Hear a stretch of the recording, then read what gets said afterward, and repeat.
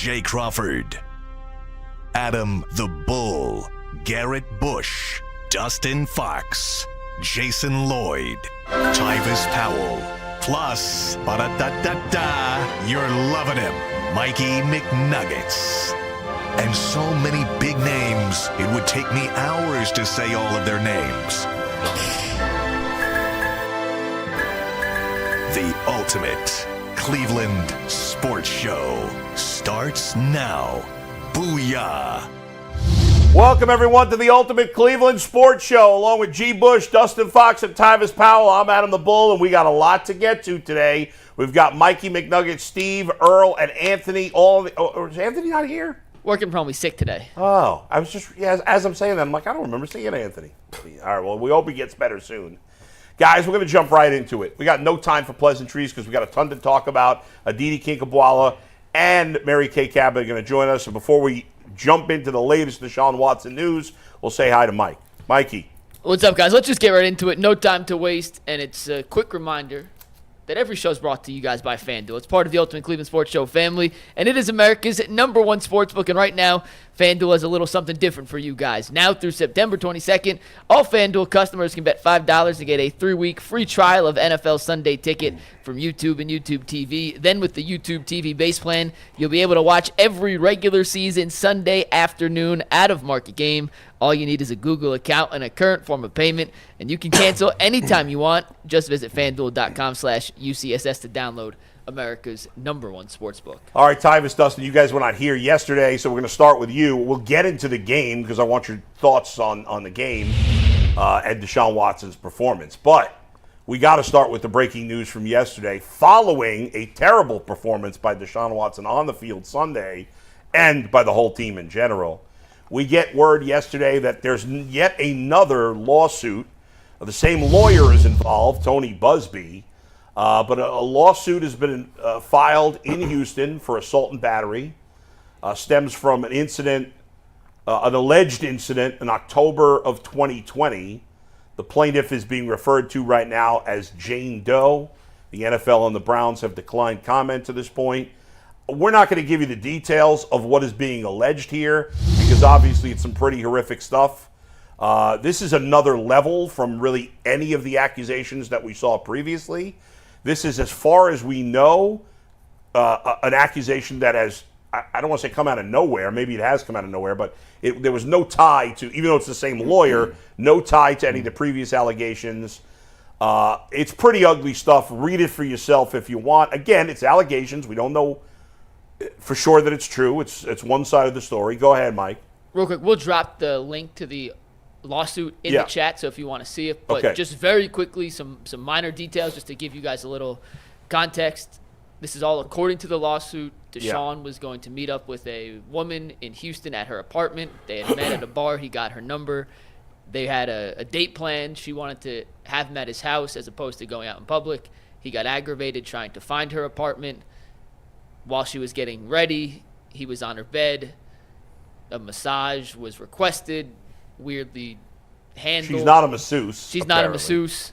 And then I don't feel comfortable saying the rest. I don't blame him. I'll just say it. She's alleging that he forced sex on her, forced her to have sex. And obviously it's extremely serious allegations. Again, more serious than anything we've seen in the past. Again, this is allegations. There's nothing that's been proven in court. I think it's important to say that. Nothing that's been proven, period. It's her word. Well, he hasn't said a word on it, but I'm assuming it's going to be her word against his. So let's start with you guys. Tyvis, go ahead. Obviously some of it's tied into football, but there's more to it than that, obviously. Well, I mean, obviously, when I read it and read the things, I was taken back by it, but I'm sure everybody was. I think you do have to keep in fact that it's allegations, so you don't really want to crucify him right now because if it's not true, then it doesn't, it is what it is. But if it is true, it's hard to come back from that. That one right there, I would understand if, he did end up on the exempt list. I would understand if the Browns wanted to get out of the deal and all of those things. Because if you read those details, you'll be like, yeah, this is way worse than all the other ones before. So And on top of that, seeing how he performed, and now he's got to deal with this. Like, it's tough for anybody to try to come back from that. So, yeah, I don't know. I gotta say, it's hard to say because I need to see the full thing. I need to see the facts come out and see everything that happens, and then have to make a decision there. But if all of that is true, yeah, it might be curtain call for him. Well, I guess number one, this is another civil lawsuit, right? Yes. It has nothing to do with it's not a criminal case. Right, that is correct. But we know in the past when they had the allegations, the judge who oversaw that committee or whatever suspended him. And it was not a criminal situation. Right. So, again, we don't know exactly if there'll be ramifications by the league or by the team at some point, but it's obviously not good for this stuff to be lingering, certainly into the season when this all we thought was done a long, long time ago. But the other thing I would say when it comes to like just the football standpoint, I mean, this is coming down Monday, yesterday. Do we think that Deshaun didn't know about this on Sunday? Do we think that he didn't know this was maybe coming down the pike at some point? That's a fair point. So I guess my thought would be, when did he find out? Because what we saw on Sunday was a performance of a player who just looked to be completely rattled. And I'm not, again, maybe it sounds like I'm speculating, maybe I am, that he may be aware of some of this coming down after the game. And so I can't imagine how that would wear on me if I was going into a big moment like that. And certainly he didn't perform well. It could have been just a bad performance. It could have been a great defense by Dallas. I don't know. But it wasn't great. Yeah, there's a lot of coincidences here that would make you think otherwise. There's a lot of factors. We know his dad passed away. I know some people would say, well, they didn't have a close relationship. Listen, my father and I were estranged when my father died. I was sad when he died. I thought about regrets and stuff like that. Now, did it affect me like if my mother would have died? No, but everybody's different, and I was affected by the death of my father, even though we were estranged. So people who are saying, well, he didn't have any relationship with his dad, how could he be affected by that? You could still be affected by it, no doubt. For sure. And again, everybody's an individual. So who knows what kind of a role that played in? Who knows what kind of a role? Yeah, it's reasonable to assume that if the story came out Monday, he had to have an inkling. His lawyer, right? There's a decent chance that was. Yeah, I mean, maybe there's a chance they were trying to settle something before this happened. So that's weighing on him. Yes. Again, we're all just kind of spitballing, having a conversation here, but I think it's certainly a reasonable conversation to have. Yeah, and even if it was a factor in this game, it's not going away anytime soon. So it will remain a factor. If it was, it will remain that. G, go ahead. Boy. Again. Let me just come at it at a different angle, right? So I want to display something, So Tyvis, when you was at Ohio State, there were some allegations. There's a girl who said she messed around with 4 athletes. She saw your beard. Matter of fact, I think it might have been you and Dustin in that room with them too. How you disprove that?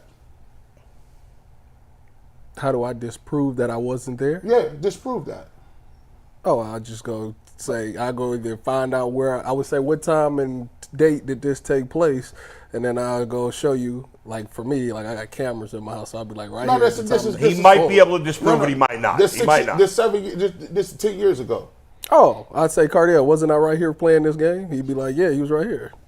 Reality is, it's your word versus theirs. Facts. Once the allegation is out, once the word is out, who stands something to lose? Tyvis or the person, Jane Doe? Her name ain't even in the public. Tyvis is. No, I understand what you're saying. When you hear allegations, it's already out here. You can put the allegations out here and you're like, man, that sounds wild and crazy. Even if you don't do it and you're the kicker that got cut by the Buffalo Bills and wasn't nowhere in the vicinity, guess who got cut? Guess who just got back on the roster? Not saying that nobody is lying, not telling the truth, whatever the case may be. At the end of the day, it's very hard to disprove a negative.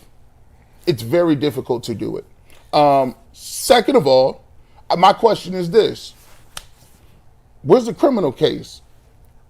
Because if he sexually assaulted her, you go to, ain't no statute of limitation, right? You go right to jail for that, right? Well, if it's proven in court, sure. Okay, so why is it civil instead of criminal?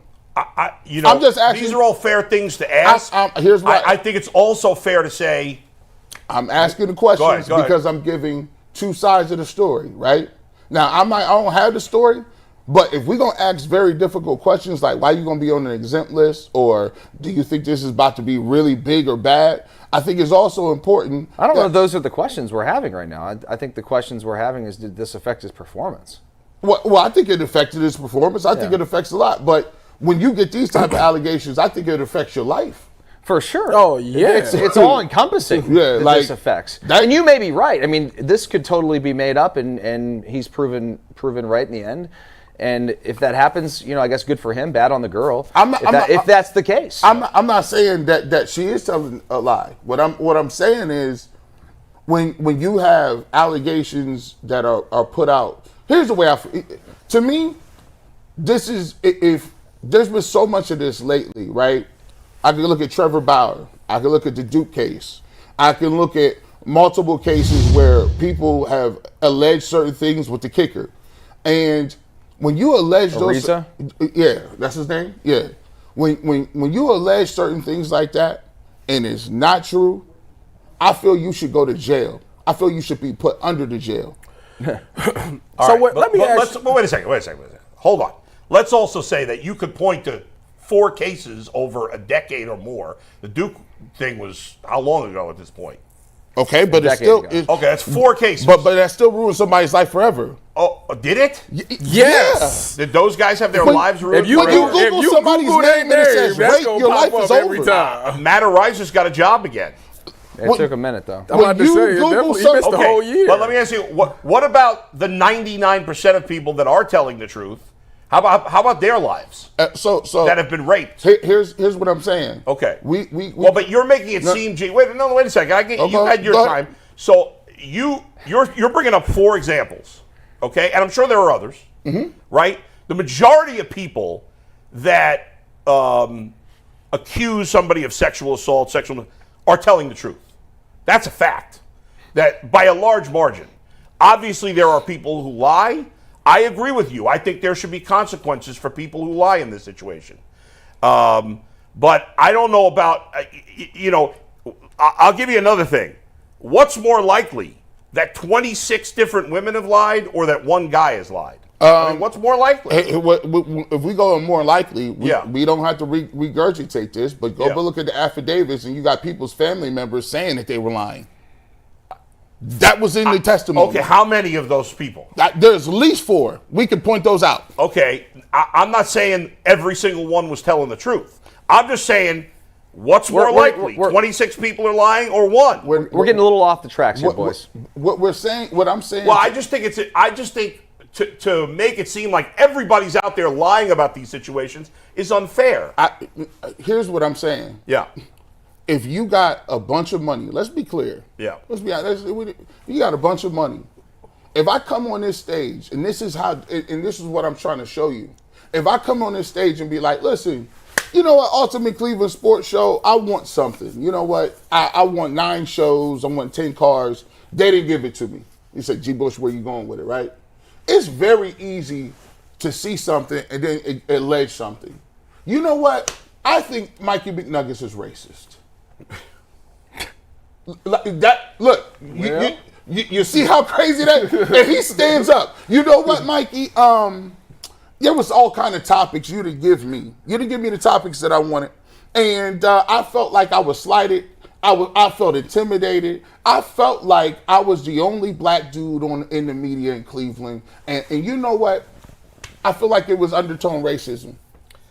Now hold on. Now, Mikey, how does he disprove that? He can't. That's what I'm trying to show you about allegations. This is the new dirty game. And I'm not saying she's playing the game or anybody's playing the game.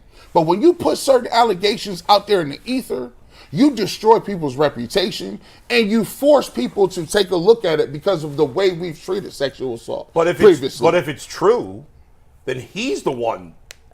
Of course. Yeah, the problem here, guys, is that we live I'm in not racist, by the way. Thank you. The point is, yes, we can look at every situation and say there's always a chance somebody's lying.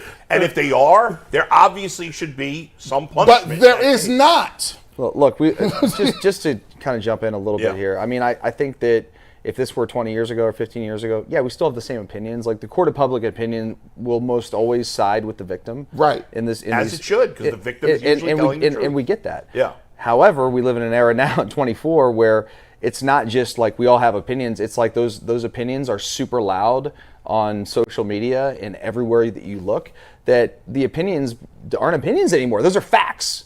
Like, so the facts are everyone hates Deshaun Watson in this situation.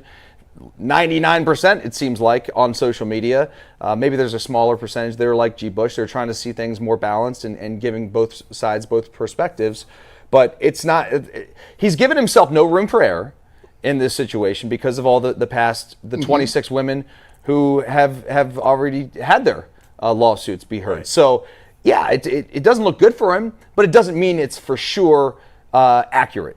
You know, the situation. Of course. Every situation is in and of itself. I get it, but the more accusations I agree, that come in, the harder it 1,000%. is to buy that he's telling the truth. But it's just the reality of the situation. What I'm showing, for me, if you don't feel that way, that's fine. Well, no, like for me, I understand today everything is hyperbole. It's hyperbole in a court of public opinion. Like you can say something, and all of a sudden, if you say it so many times, it's a fact. And what I'm saying to people is, but saying what? What are we saying that's become a fact? Look, I just gave you this. Yeah. If I could sit up here, and this is why I never pulled a race card when it comes to certain things, because I understand what that means. I understand what the ramifications of that word means. Because if I say it, then I got Tyvis, and I got Earl, and I got 13,000 other African American people that have lived through racism that are going to ride for me and say, G. Bush, he ain't never had no allegations against nothing. He been solid since day one. I believe him. That's a fact. So you can't fight 13,000 black people. So I watch what I say to everybody because I believe that can ruin your life. There are people who got canceled. And it goes both ways with this. It goes for white people, black people, all people. If you are an individual and you have allegations based on something that happened and it's like 5 years ago, yes, you got to hear that. We got to hear all of that out. But the problem is, there's only one set of rules that destroys one person. If it comes out that nothing happens from this, what is the worst that can happen to her? I don't know. I don't know what the law is. There is not one. There's nothing. But your argument only seems to be, what if she's lying? What if she's lying? No. My argument is not about what she. My argument isn't about what actually went place. My argument is talking about the discourse here. Our discourse, and when we break things down and we talk about certain things, it's important to present both sides of the argument because people, when they leave this format, will go out and make their decision. That's what, yeah. Right. They're going to make their decision. Okay. My job is to say, okay, yeah. Dude, there are people that have made their decision prior to even reading any of this document. That's true, Yeah, too. Right. That's right. Some is already baked in. It's already done for them. Yeah. So this is just some extra stuff to throw on the top. I was out yesterday and some people that knew me were like, hey, what's up with this Deshaun case, man? He's like, they're like, he's doing it again. Like, nobody knows what the situation is. They just want to believe what they want to believe or what they think they hear. I get it. And I think, I can only speak for myself. I think I've been, when he was accused by whatever the total number of people was, I think I was more than fair on this show about, hey, there's a he said, she said, and maybe the truth is somewhere in between. But I can't blame someone, and I'm not going to lie. Like, it felt like this latest one, especially because, and again, I've said consistently, it's her side of the story, and it may be untrue. And if it is untrue, it is completely unfair to Deshaun Watson what has happened. But it's also reasonable to say that it's more likely, not definite, but it's more likely that one person is lying than 27 people are lying. That's just, no matter who the one person is and the 27 are, it would always be, no matter who the people are. That's called strength in numbers. And it doesn't mean it's true, but the odds that 27 people all lied about the same thing and one person is telling, it's just hard to but the believe. odds here don't matter. Like, we're not in court. I mean, I understand that. Well, I guess the odds do matter because in terms of the public opinion, Yeah. if the odds are a certain way, that's going to sound like everyone believes that's fact. Yeah. You know, it's just it's for me. Here's what I don't believe, and I never liked it when it came out. You get mad when it came out that you said it. Believe all women. No, I believe individual case by case scenarios. All that blanket statement stuff is out of the window. And what we did in our culture is we overcompensated. We said before, women used to get taken advantage of and assaulted all the time, and we didn't give a crap. We just basically shoved it under the rug, nothing here, nothing to see. Until a movement of people said, this happened to me, this is my mom, it happened to me, it was my daughter, it happened to me. And then society said, you know what? Talk about the Me Too movie. The Me Too movie. You know what? Yeah. You know what? We did bad by the women in our society. We did not do good by them.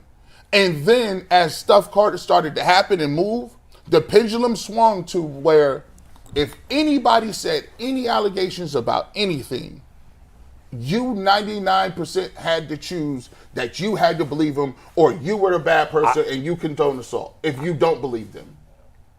Yeah, that's. I don't think the pendulum has swung too far. It's in the public eye, and there have been some very famous public cases.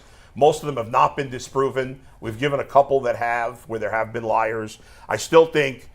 I mean, I don't want to go down the road of how women are still being treated like shit in the workplace. They still do. It hasn't changed much in a lot of cases, but it's a little too far afield from what we're getting at. The next part of this conversation Yeah. came from a little tidbit in the Mike Florio article. He was the one that first reported on these new allegations. See, if you want to take this full real quick, I'm going to read you word for word from Mike Florio's article in Pro Football Talk yesterday. But he said, quote, "The new case raises plenty of issues from the standpoint of the league and the Browns. It's possible that Watson could be subject to further scrutiny under the personal conduct policy. It's also possible that a suspension, if one is imposed, could give the Browns a path toward voiding his remaining salary guarantees and ending the relationship." The language in the contract, and somebody posted it yesterday, is a little confusing.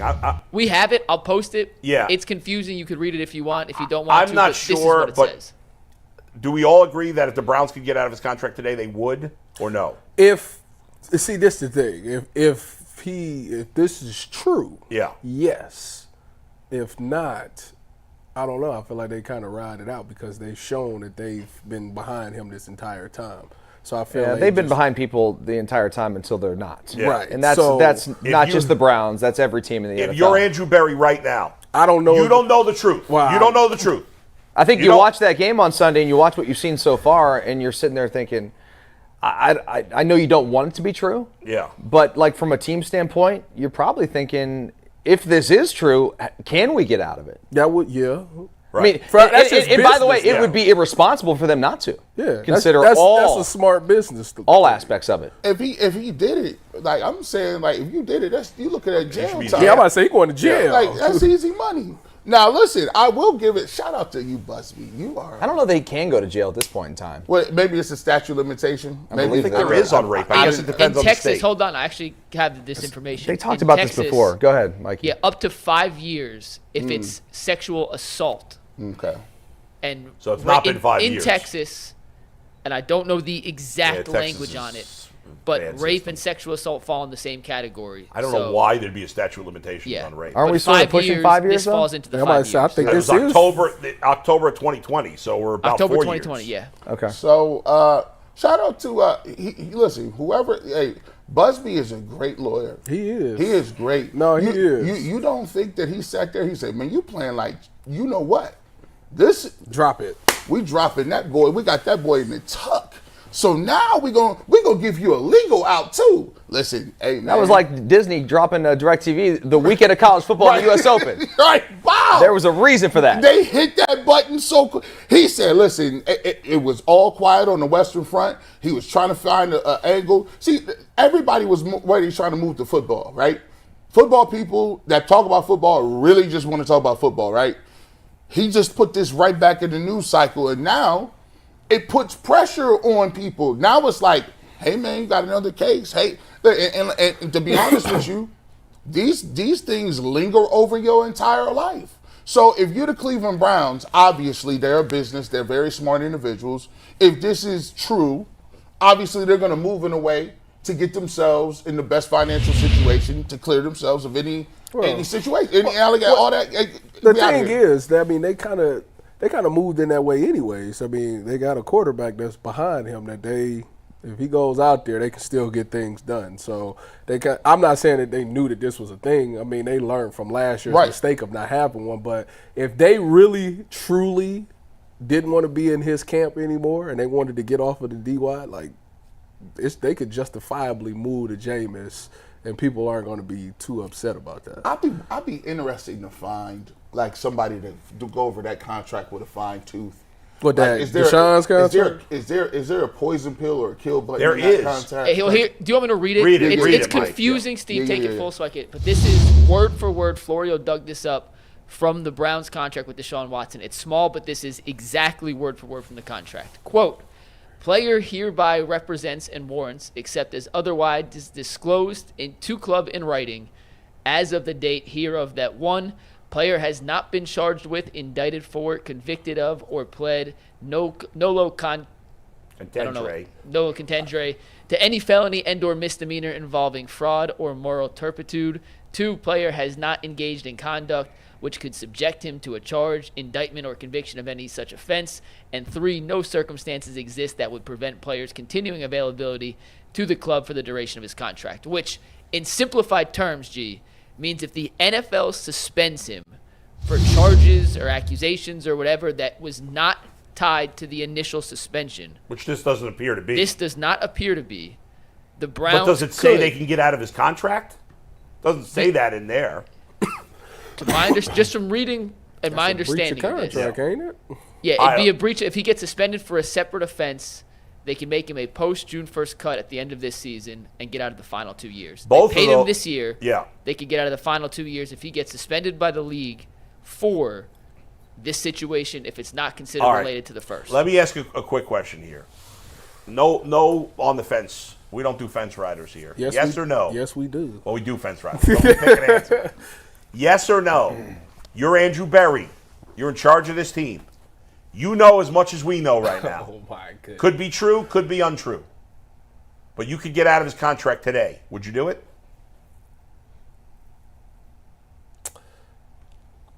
I plead the fifth. Oh, no. Let's go. Come on. Don't hurt Come yourself on, now. Tyvis. Would you get out of it today? I plead the Oh, fifth. my God. You know, He works for the Browns. pleading the fifth means you're not incriminating yourself. You're afraid to incriminate yourself? Hey, Tyvis, you stay employed over there. All right, Dustin. I'm no longer employed by the Browns. Right, there you go. Right. Y'all is crazy.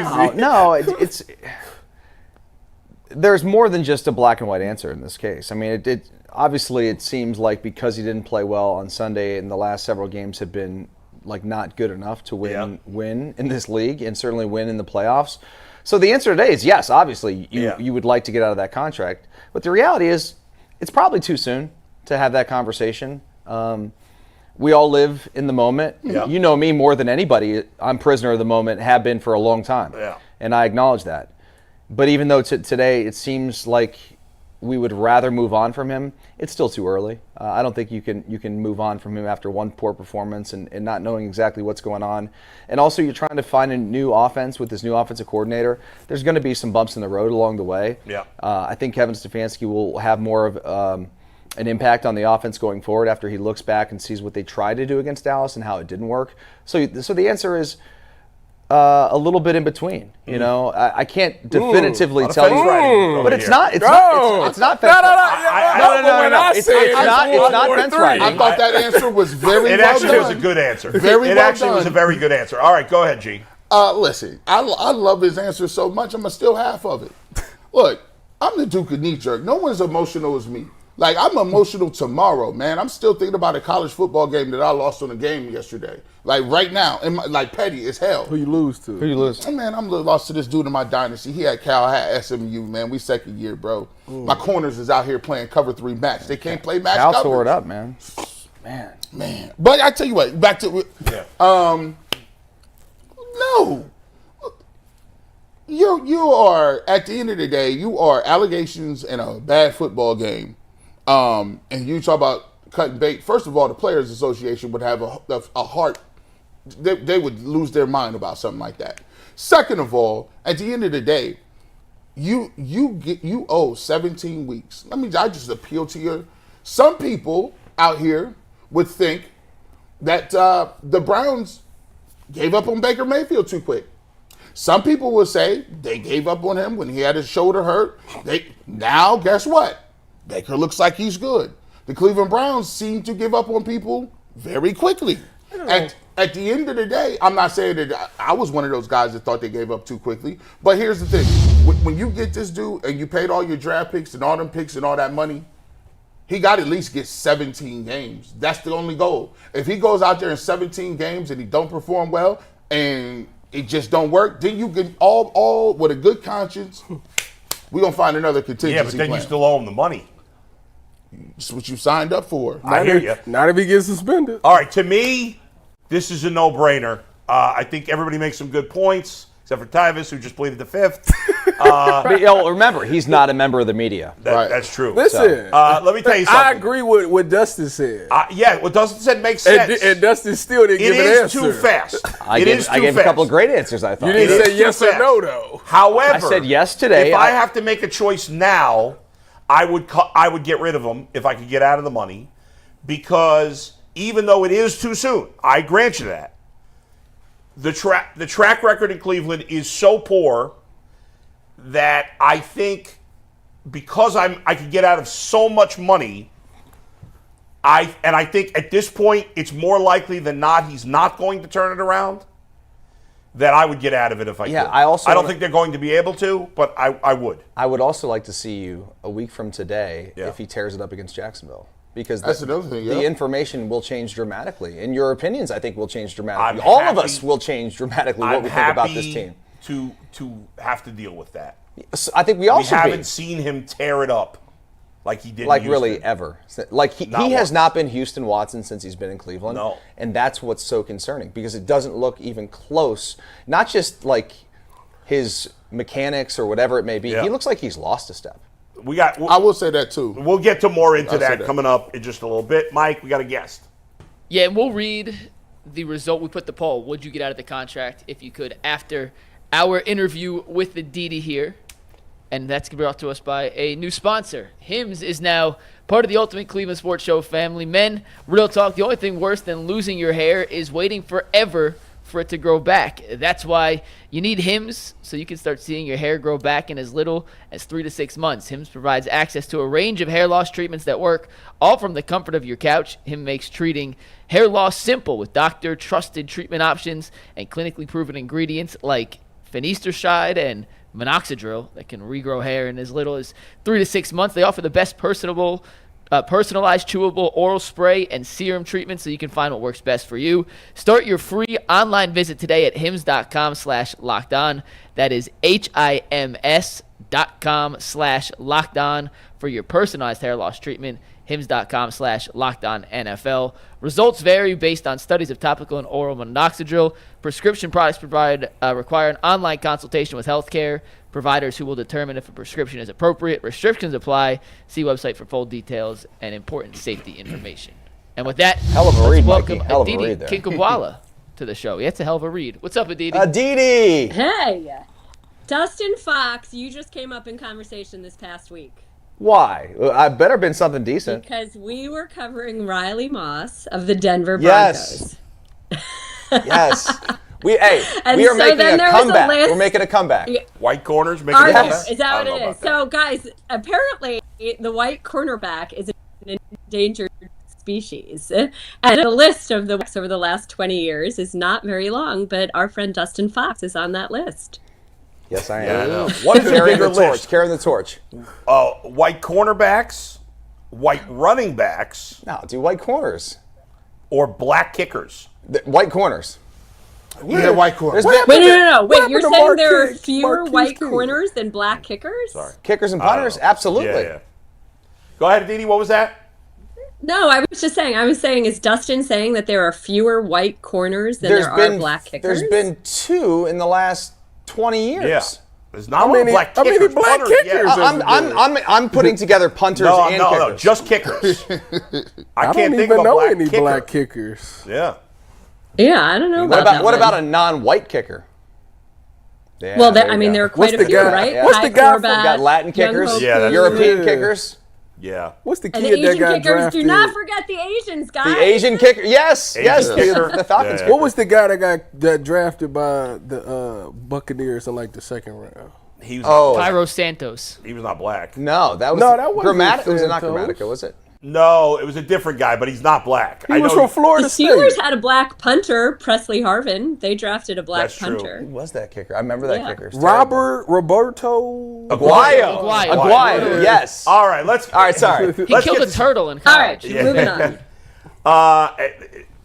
Aditi, I actually know his brother, Roberto Aguayo, oddly enough. But anyway, Okay, yeah, it's small random. world. We rented an Airbnb from him in Florida. It's very random. Let's get into what we're talking about here. Obviously, new allegations against Deshaun Watson coming off a Sunday where he played terribly. I know you had a game, so I'm guessing you didn't get a chance to see Deshaun Watson play. I don't know. But we were asking the question. I'm going to put you on the spot because I put all these guys on the spot, and some of them refused to answer. If you were Andrew Berry and you could use contract language to get out of Deshaun Watson's contract right now, would you do it? Can I also plead the fifth right there? So you already heard the fifth I mean, one. I think, look, here, yeah, Tyvus. Listen, you worked for the Browns in the preseason. You put on the, Well, these I two mean, Adam, are you employed. don't want to hear this, but I know that you don't like this, but years ago I was Team Baker, so that colors everything. Yeah. I'll just say this: I am being told that there is still obviously time for Deshaun Watson to prove and show that he is indeed the elite quarterback everyone expects him to be. The argument right now is that he didn't have his starting tackles, and that certainly affected the first time out the gate. The disclosure clause certainly does indeed exist. There's certainly an opportunity for a team, if something was not disclosed, to pursue that, but I'm not sure that the Browns are ready to do that just yet, or are feeling that that is an avenue that I can't speculate on that. I don't know what that answer is. I do not believe that the leash is, whatever that cliche is, that they're done with allowing Deshaun Watson to show who Deshaun Watson is on the football field. And yeah, so moving right along, right? Can we move right along? Yeah, go ahead. moving. Aditi, I got a question. It's something that I've been kind of thinking about the past couple of days. You know, obviously Deshaun has a certain type of play style. You know, when he was in Texas with the Texans, when he was in Clemson, he was into that spread.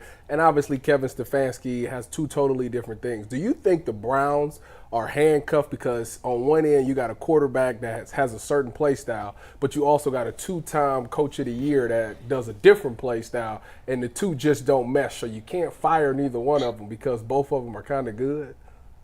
See, this is where I'll disagree with you or I'll quibble with you. I think it's less about Kevin Stefanski than it is about Nick Chubb and the run game. So Kevin Stefanski, to me, is not a slave to anyone's scheme. And the fact that they brought in Ken Dorsey this offseason, that they so actively tried to augment their passing games with the choice routes and the various different things that they're doing are an indication, and Kevin is still the play caller, are an indication that Kevin Stefanski is not tied or a slave to any one scheme. I mean, he said to me multiple times, my favorite plays are.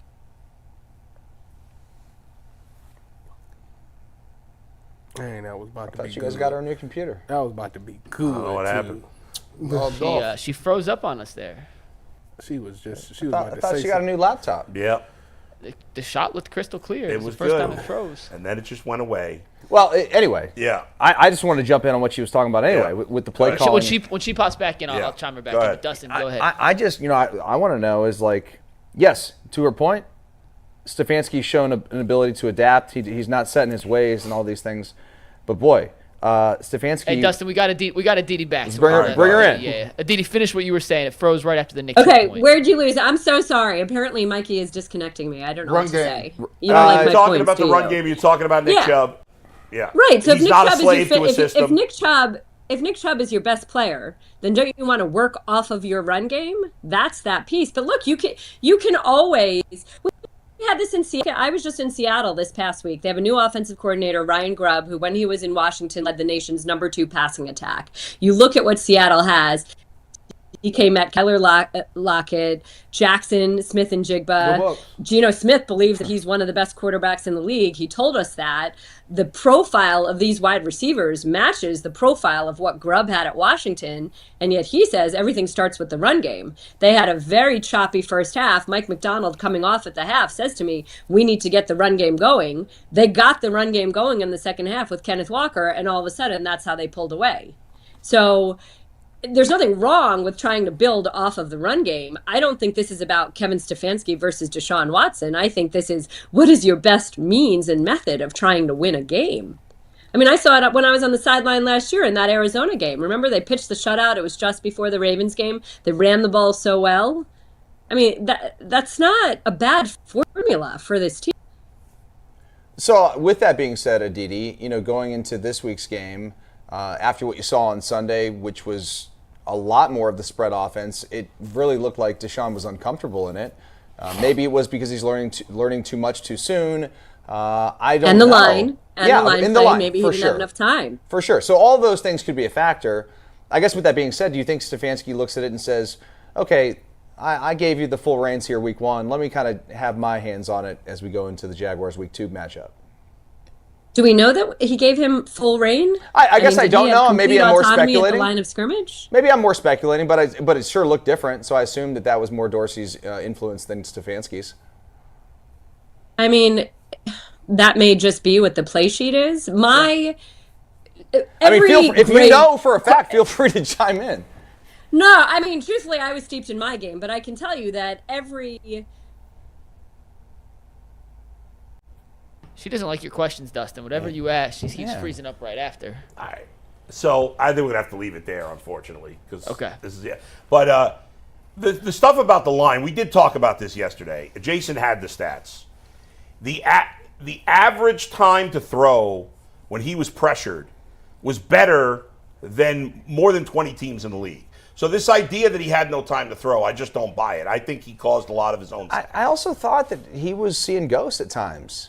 And I hate to use that phrase because it makes it sound like the quarterback's scared or something like that. I don't think it's scared. I think it's more just like your clock in your head is going a little bit too fast. I think you have more time than you actually feel like you have. Well, I mean, if you play quarterback and you get hit a couple of times, your clock gonna speed up for sure. And I will admit, he had happy feet. Yeah. He got out there and he got hit a couple of times. He was like, okay, this is what y'all doing, all right. And then he looked at one read, it wasn't there, and then tucked it and started moving when maybe sometimes he didn't necessarily have to. To me, it looked that's because he got hit early in the game. I think it's a great point, and I think when you see like a young star rookie quarterback come into the league and who's never played in the league and the game's moving a little bit too fast for him, that's kind of what I thought Deshaun looked like. Yeah. I mean, there's certain times where he steps in there, makes a good throw. I thought he made a few good throws, if not more than a few good throws in the game.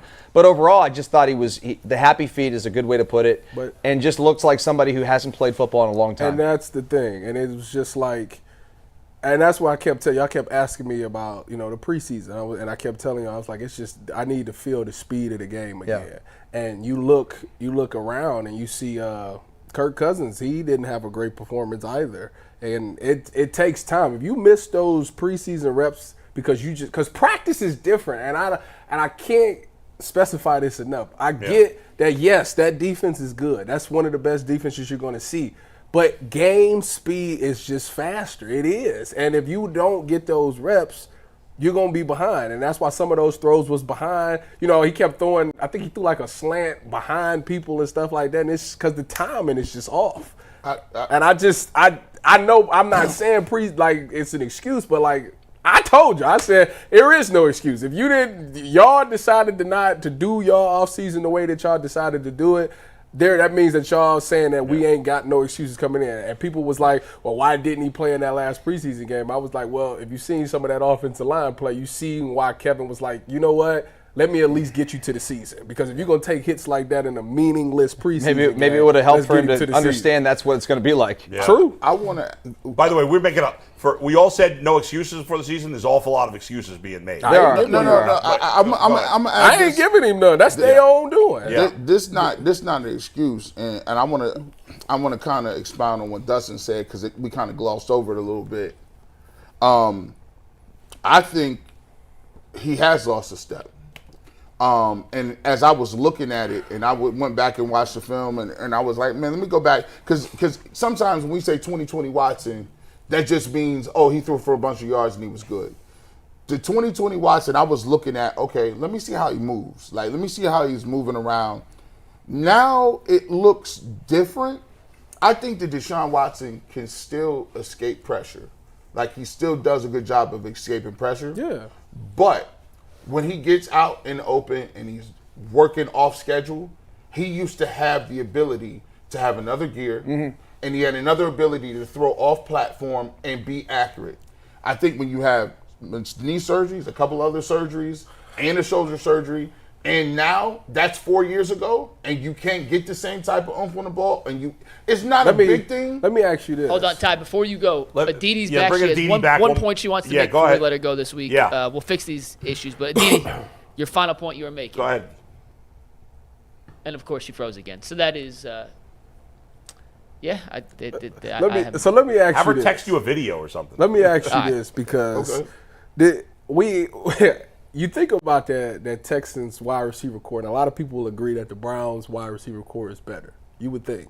A lot of people would think. Okay, look. Now listen. There's a caveat. I'm just saying. Like, but my listen. eyebrows went up because They had the arm he strength. had the arm strength and they had burners. That's my point right there. They don't have That's those the type point of that deep guys. So we talk about the off-schedule stuff. Because, yeah, I agree. He had a play in the game where he broke like two. I thought he was sacked for sure, and he broke like two of them, escaped out the pocket, and I don't remember what he did with the ball. I don't think he ended up getting sacked. But he, like, scrambled, spent around, got out of it, and still took off. If you don't got that burner, like, all right, I'm going to just chuck this thing deep because I got Will Fuller or I got Brandon Cooks. Like, I'm going to just chuck this thing and they're going to go get it. Like, you also don't got that right now. You got guys that's timing. Precise. It's boom, I'm going to take this 3-step drop. When I take this first hitch, I throw the ball right here 99% of the time. He's going to be right where I throw the ball. If that timing is messed up and I got to improvise, I don't got guys that's getting open on the improvisations. Like, guys know, oh, snap, he's breaking the pocket. All right, forget this route. I'm going deep. He's going to throw it deep. Like, guys are still sticking with him. So it's like that part of his element is not with the Cleveland Browns. And that's the part that I'm saying that's a different scheme than what he's used to when it comes to that. All right, we'll leave that for now. We'll get back to Deshaun in a minute. Let me just mention Kadarius Toney real quick. Okay. Yeah, Kadarius Toney, they've signed to the practice squad. This move the needle for anybody? I'm taking it. I mean, Better than David Bell. Kadarius Toney is a great talent. Yeah. He is? He's a great I mean, talent. he's Like, not produced. I know, but like talent-wise. He didn't say a great producer. Yeah, he's a great talent. Like, he's fast. He's got some dog in him. So why hasn't he produced at all? And he's been on good teams. He is good for his first Opportunity? stretch with New York. Yeah, it is an opportunity. You can't. I mean, it's the same guy that did go to the Super Bowl and like score what? Didn't he score the game-winning touchdown? Punt return to set up the game winner. Yeah, like so the talent is there. Yeah. Like it mentally he's got to catch up, and he makes some mental errors and stuff like that, and he dropped some passes last year, and that kind of just once he dropped them passes from Patty Mahomes, like everybody just went south on him. If Patrick Mahomes doesn't trust you, I don't trust you. I mean, he's got to earn it back. He does, but the talent is there. Well, look, a lot less pressure here in Cleveland than there was in Kansas City. And he is.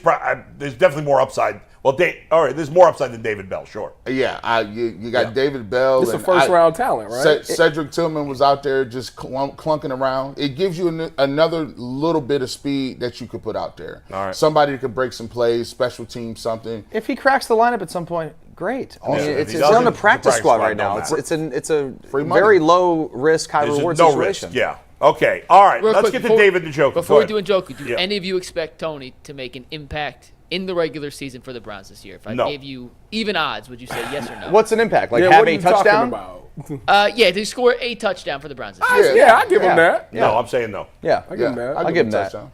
All right, go ahead. All right, let's Three do a yeses. read. Let's talk about David Njoku because Yeah. that is a bigger news in terms of Deshaun Watson's playmakers. And this topic about David Njoku is brought to us by FanDuel. You guys know FanDuel is America's #1 sportsbook, and right now, FanDuel's offering a little something different for you guys. Now through September 22nd, all FanDuel customers can bet $5 and get a 3-week free trial of NFL Sunday Ticket from YouTube and YouTube TV. Then with the YouTube TV base plan, you'll be able to watch every regular season Sunday afternoon out-of-market game. All you need is a Google account and a current form of payment, and you can cancel anytime you want. Just visit FanDuel.com/UCSS to get in on and be part of America's #1 sportsbook.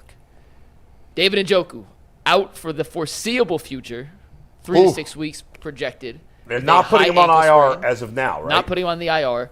Today, the Browns hosted several tight ends for workouts, including Irv Smith, Tommy Sweeney, and Jeff Swain.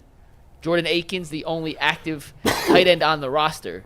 Guys, how will the Browns, what do they need to do to sustain the loss of Njoku for the next month, let's just call it, without their top tight end in the lineup? By the way, I've heard of 2 of the 3 guys. Irv Smith Jr.'s bounced around. He was a good talent coming out of college. He was with Minnesota, He was on the right? Minnesota. He was with the Bengals last year. Didn't do much. So he's played in the division at least. Jeff Swain, I think, used to be with Dallas. He's been, but none of those They're all guys. journeymen, which is They're fine. journeymen. Which is fine. This but is a pretty significant I loss. was going to is say, it not? like this is Yeah.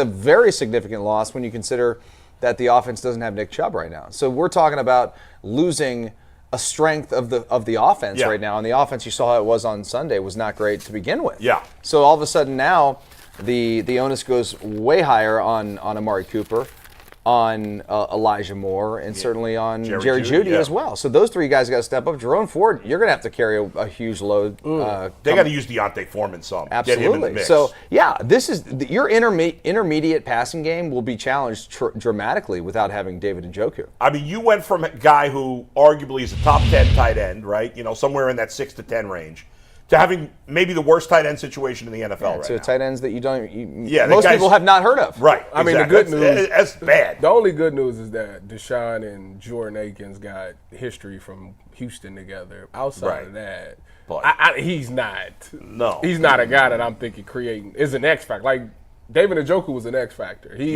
get hot, like it's hard to stop him. Right, nobody's worried about Jordan People got to Akins. switch their game plan Yeah. and stuff like that to try to stop him. But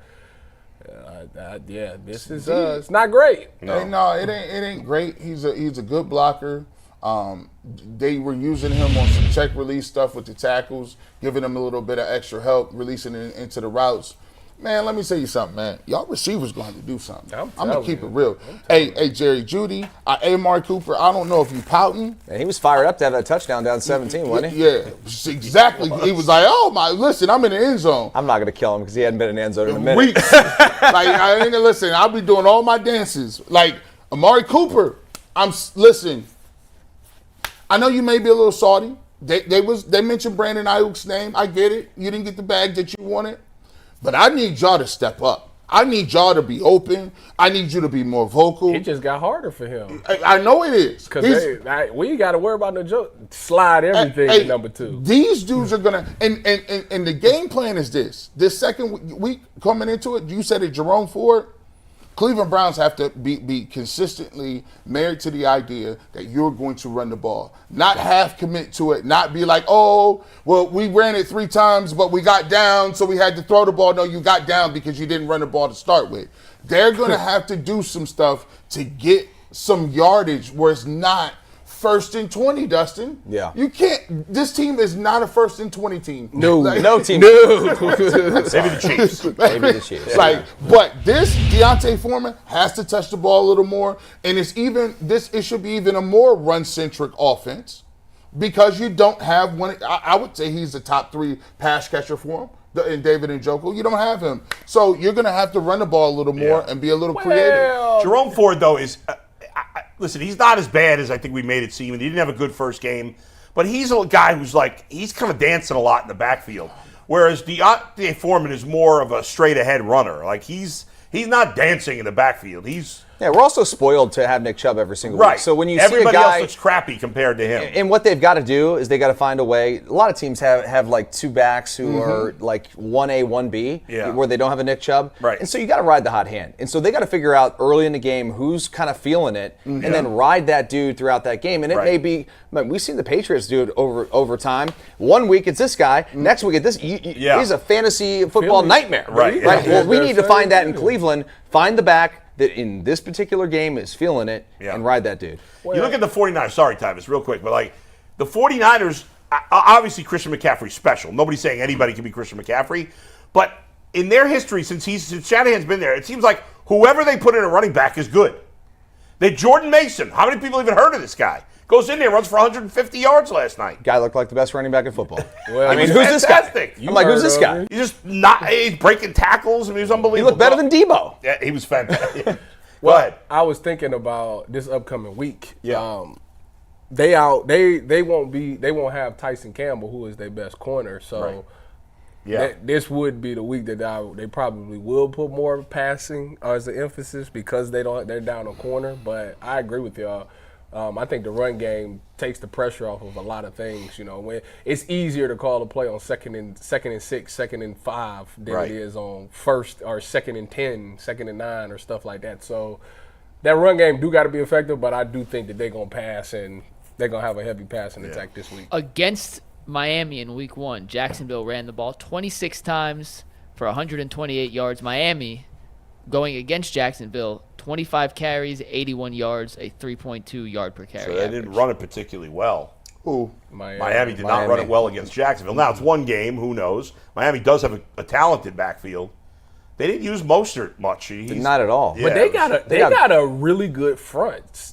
Like they defense. Who, Jacksonville? Yeah, they D-line is nice. Jacksonville's front, You got especially Walker. with Eric Armstead. Yeah, who they Eric brought in. Armstead, Walker. I mean, this game's a toss-up. Total Jacksonville's toss-up. probably favored, right? They've got to be 3-point favorite at home, no? Couple hold points. on. Probably more now than it was like last that's week. true. The look-ahead lines were not as. Yeah, I mean, this line's probably at least 3.5. In my mind, It's -4 right now. Yeah. Yeah, okay. in my mind, they are underdog in every game. After what I saw, I'm not. I don't blame you. I can't believe how people just thought that the Browns were going to just walk through this first part of the season. I talked to a lot of people when I was on radio that were like, "This is good." I mean, Browns should be 4-0, 5-1 after the first 5 games. I'm like, I hold picked up. them to lose to Dallas, but I thought that Dallas game was either going to be a close game with the Browns won, or they were going to get blown out. And they got blown and out. they got blown out. I mean, Giants, Raiders, Commanders is not particularly good, but 2 of the 3 are on the road. So. But it's the D-line in every last one of them games. All those games have a really good D-line. Josh Allen, 17.5 sacks. Kayvon Thibodeau, above 10 sacks. Max Brian Burns. Crosby. They got Brian Burns. Guys, the Browns have a good D-line. Those teams don't have quarterbacks.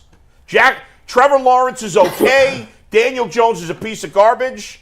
Who else we got there? The Commanders, he's a rookie. Gardner Minshew. And you got Gardner Minshew. So, Just to be fair, all those quarterbacks right now, you put them next to Deshaun Watson. well, Yeah. then why were the Daniel rest of you Jones, not Deshaun really Watson. cutting him? Bull. It's week to week. I just saw the Yes. Bengals get beat up by the Patriots, and the people say the Patriots won't get no wins. They came in with Jacoby Brissett. Oh, I ripped the Bengals yesterday. But I'm saying, though, it's week to week. You can't chalk these games up. Like, I didn't. Nobody's chalking them up. I'm just saying we shouldn't have to be. If Deshaun Watson is a good quarterback, they should kick the tar out of the Giants and the Commanders and the Raiders. Joe Burrow is a good quarterback, and they just lost at home to the Patriots. I know that was an embarrassing loss. It's disgraceful. I'm saying you could get touched out here any given week. Like, Agreed.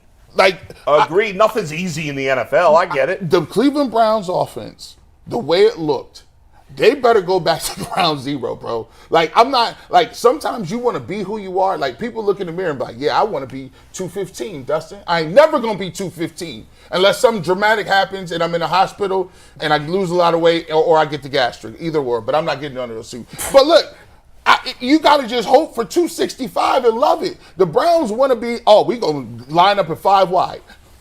If it was me, I would not put nobody in 5 wide ever again. They can't protect it. They don't have the receivers to get downfield, and the quarterback looks It's like the Zeke center play. It's like you got no chance. That's no chance. When I see 5 wide, I'm like, no. This is not good. Give me a tight end. Give me some 2nd and 4s, man. Can I get a couple 2nd and 4s, Tyson? Tyson Beckford. Listen, You're not getting that all, When did you Tyson. get Tyson? I think I could see that it. Yeah, a little bit, right? Yeah. I think that for some Confident odd for him. reason, when you think about the Cleveland Browns, until from back in the day till now, it's always just been a run-first team. And I think we've gotten, although the NFL has changed to more of a passing league, only time we successful is when we're running the ball successfully. So I think that you just got to, you paid the quarterback all this money, but at the end of the day, your people were built to run the ball. So you got to run the ball, and that's just what it is. If the quarterback was playing at a high level, it wouldn't be as big a deal. Now, part of it, listen, I hear what you're all saying about the run. They do have to run it better. They do have to run it more often. Part of it is a legitimate excuse that they were constantly behind the sticks, and then eventually they were down big, where you're not going to have a 50-50 split in the way the game went. Obviously, they got, the Cowboys weren't running it that effectively, but they stuck with it. And they got enough done in that situation, and then eventually they had a big lead, and they were able to run the ball because they don't have a good backfield. But, the Browns do have to do a better job right now with no Njoku. They're not running the ball. They're not good enough at quarterback right now for them to, number one, not be good on special teams. Right. Not be dominant defensively. Yeah, they weren't. Far from it. They turned the ball over. Yeah. They gave up points off turnovers. Every time. And not to mention that, they were like 3 of 16, I think, on third down. You can't win. You just absolutely can't win with that recipe. It's a recipe for a loss every time. And when you look at it, total yards about this even, about even with the Cowboys. Yeah. Total first downs about even with the Cowboys. They have 15 apiece. You looked at the stat sheet, you're like, oh, okay, very similar. And then you're like, turnovers, bam, and kickoff return, touchdown, bam, big punt return, bam. Like you can't win. And some of the numbers got closer because of garbage time, but of course. But the point is, with those so important categories that you lose, you have no chance. And when your quarterback's not playing well, you definitely have no chance. And penalties. Wait a minute. Are you insinuating that special teams is important? We all know it's the X factor. Where Jason at? Go ahead, Mike. Last point on not having Njoku, especially with the issues at tackle, he was a really good run blocker on the outside. So running the ball just became even more difficult without 85 in the lineup. With that, it's time to bring on Mary Kay. If you missed the Ultimate Guardian show this morning, you can make sure you check it out on our YouTube page. We're going to talk Guardians at the end of the show. Well, I'm sure you and Zach touched on the Joey Cantillo brilliant start last night. Cantillo. Brilliant start last night. And we'll have more on that at the end of the show. Game, huh? He did. He had a But perfect for game with now, 2 outs in the let's 7th. welcome in Mary Kay Cabot, our Hall of Fame writer for the Cleveland Browns. What's up, Mary Kay? Hey, guys. How you doing today? Not good, Mary Kay. I mean, things could not have gone worse, really, in week 1. The quarterback was terrible. Your tight end got hurt. You couldn't run the ball. The defense was a disappointment. And now there's another allegation against Deshaun Watson. I mean, what? Somebody's dog could have died. I guess that's the only thing that could have gone worse here. I mean, it was a disastrous first week. Yeah, you're right. And you forgot about the fact, too, that they had a punt return for a touchdown. So offense, defense, special teams, all bad. And then we get this news that there's another lawsuit against Deshaun the next day. So things are not good in Brownstown right now. And they're going to have to get it figured out in a hurry because they are going up against a Jaguars team that is going to be very, very hungry to win at home. Nobody wants to go 0-2. We know what the chances of are making the playoffs when you start 0-2. But they've got 2 amazing rushers down there, and it's going to be more of the same if the Browns don't get this figured out in a hurry. Mary Kay, I guess the big question here internally is, where are the Browns at? I mean, are there any talks of potentially any drastic changes at the quarterback position, and not just the quarterback position, but the offense as a whole? I don't believe there are any drastic changes going on in terms of discussions like that. Obviously, we are not out there today. This is an off day for players in the team, so we'll be back out there tomorrow. I'm very anxious, curious to see what the messaging is going to be like around Deshaun. Are they going to put out some kind of a statement before we talk to him? Are they just going to... Now, last week we had him, he came into the media room. That was a change we wanted to make this year instead of us trying to surround him in the locker room where it's very difficult. We asked for him to come into the media room very well last week because The locker room was open at the same time. So I don't know if they're going to have him in the media room or in the locker room, but it's going to be a situation where if they put him out in front of us tomorrow, of course, he's going to be asked about these kinds of things. He won't address them. He'll say he's going to let the legal process play out, I'm sure. But this is something that's going to have to be addressed very soon by the Browns, the NFL, by Deshaun and his camp. Mary Kay, you went to camp and you got to watch this Browns team perform, and you've seen a bunch of practices, especially from the offensive side. Were you blown away or shocked that their performance was as bad as it was?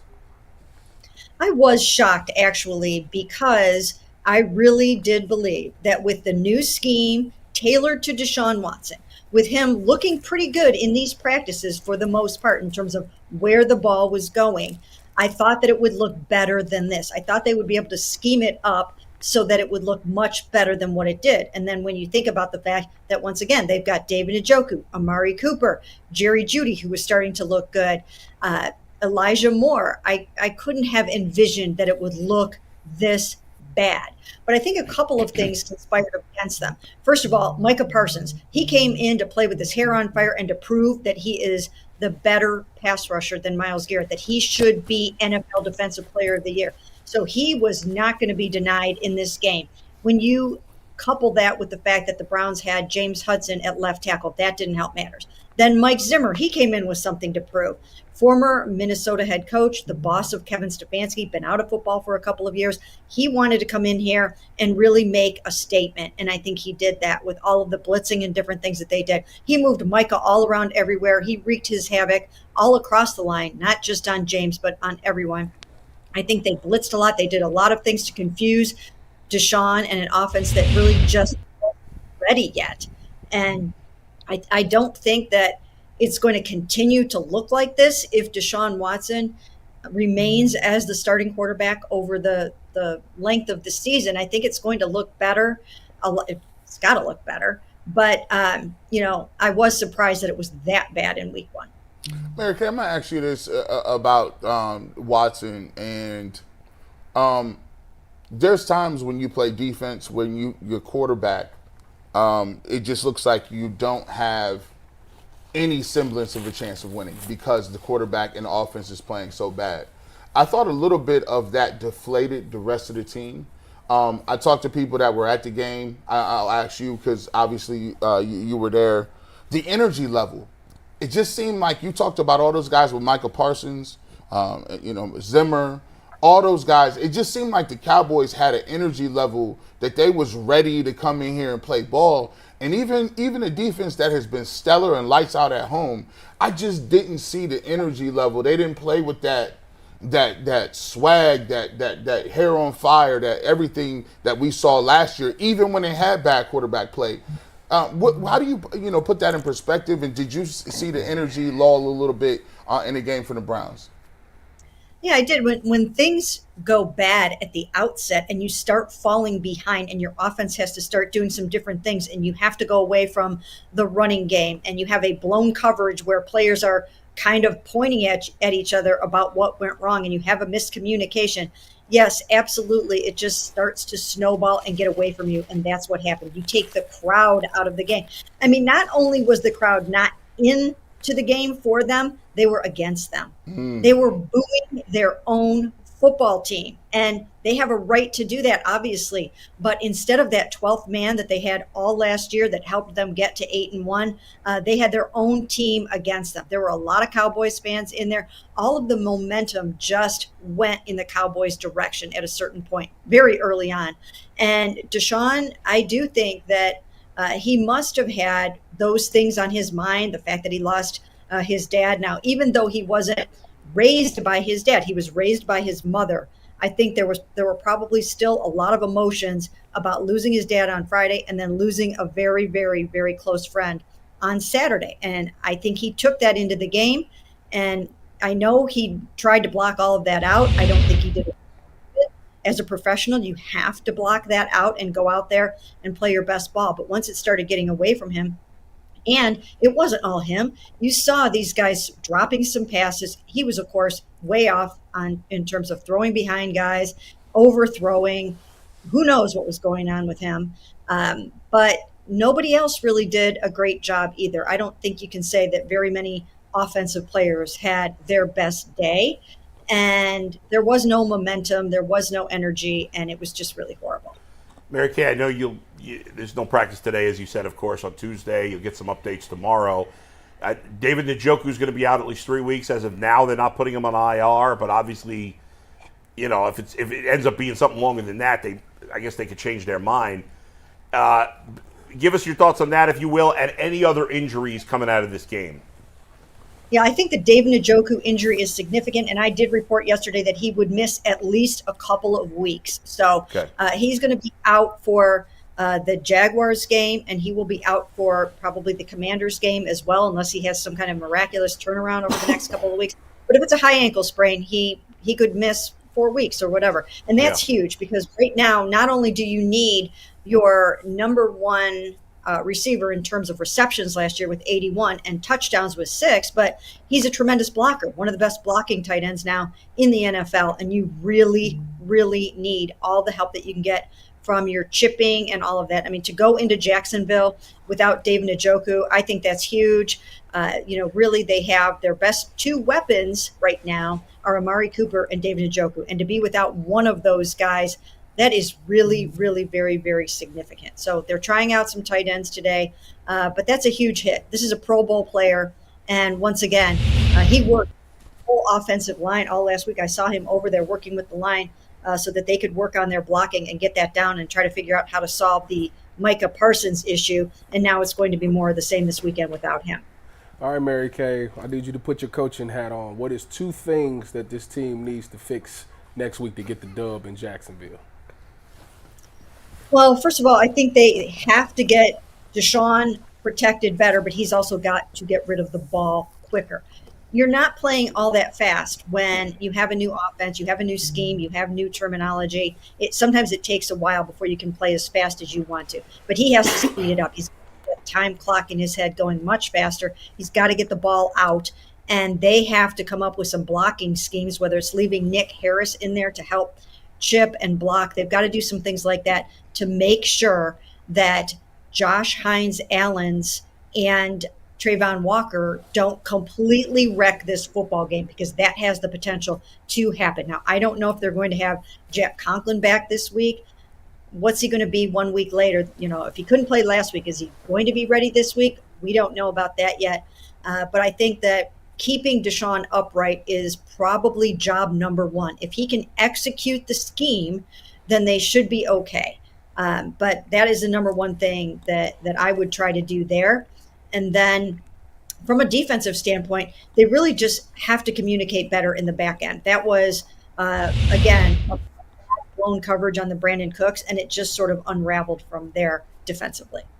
Thanks, Mary Kay. We'll look forward to reading you the rest of the week, and hopefully get some good news as the week goes on and some injuries on the offensive line. Thanks for joining us. Sure. Thanks, guys. All right. Thanks, Mary Kay Cabot from Cleveland.com. Not great news on Njoku. Wait and see. We probably will have a better feel for Conklin and Jed Wills tomorrow when they get back to practice. Mike, what do you got?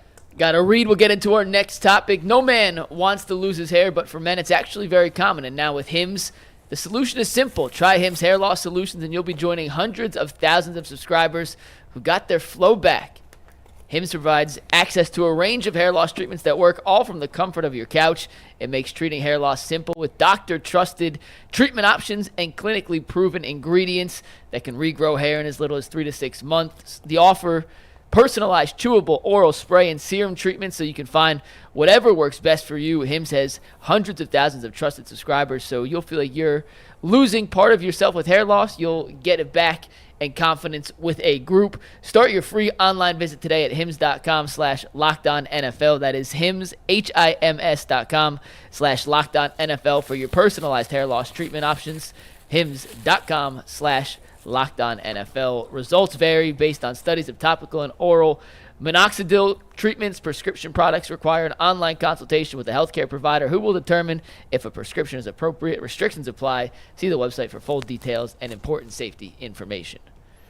Bull, yesterday morning on Get Up, Dan Yes. Orlovsky was asked about the Browns and specifically their quarterback situation. Yeah. And I want you guys to react to what Dan Orlovsky had to say. Here's what he said on Get Up yesterday morning. I think there's a crisis in Cleveland after 1 week, okay?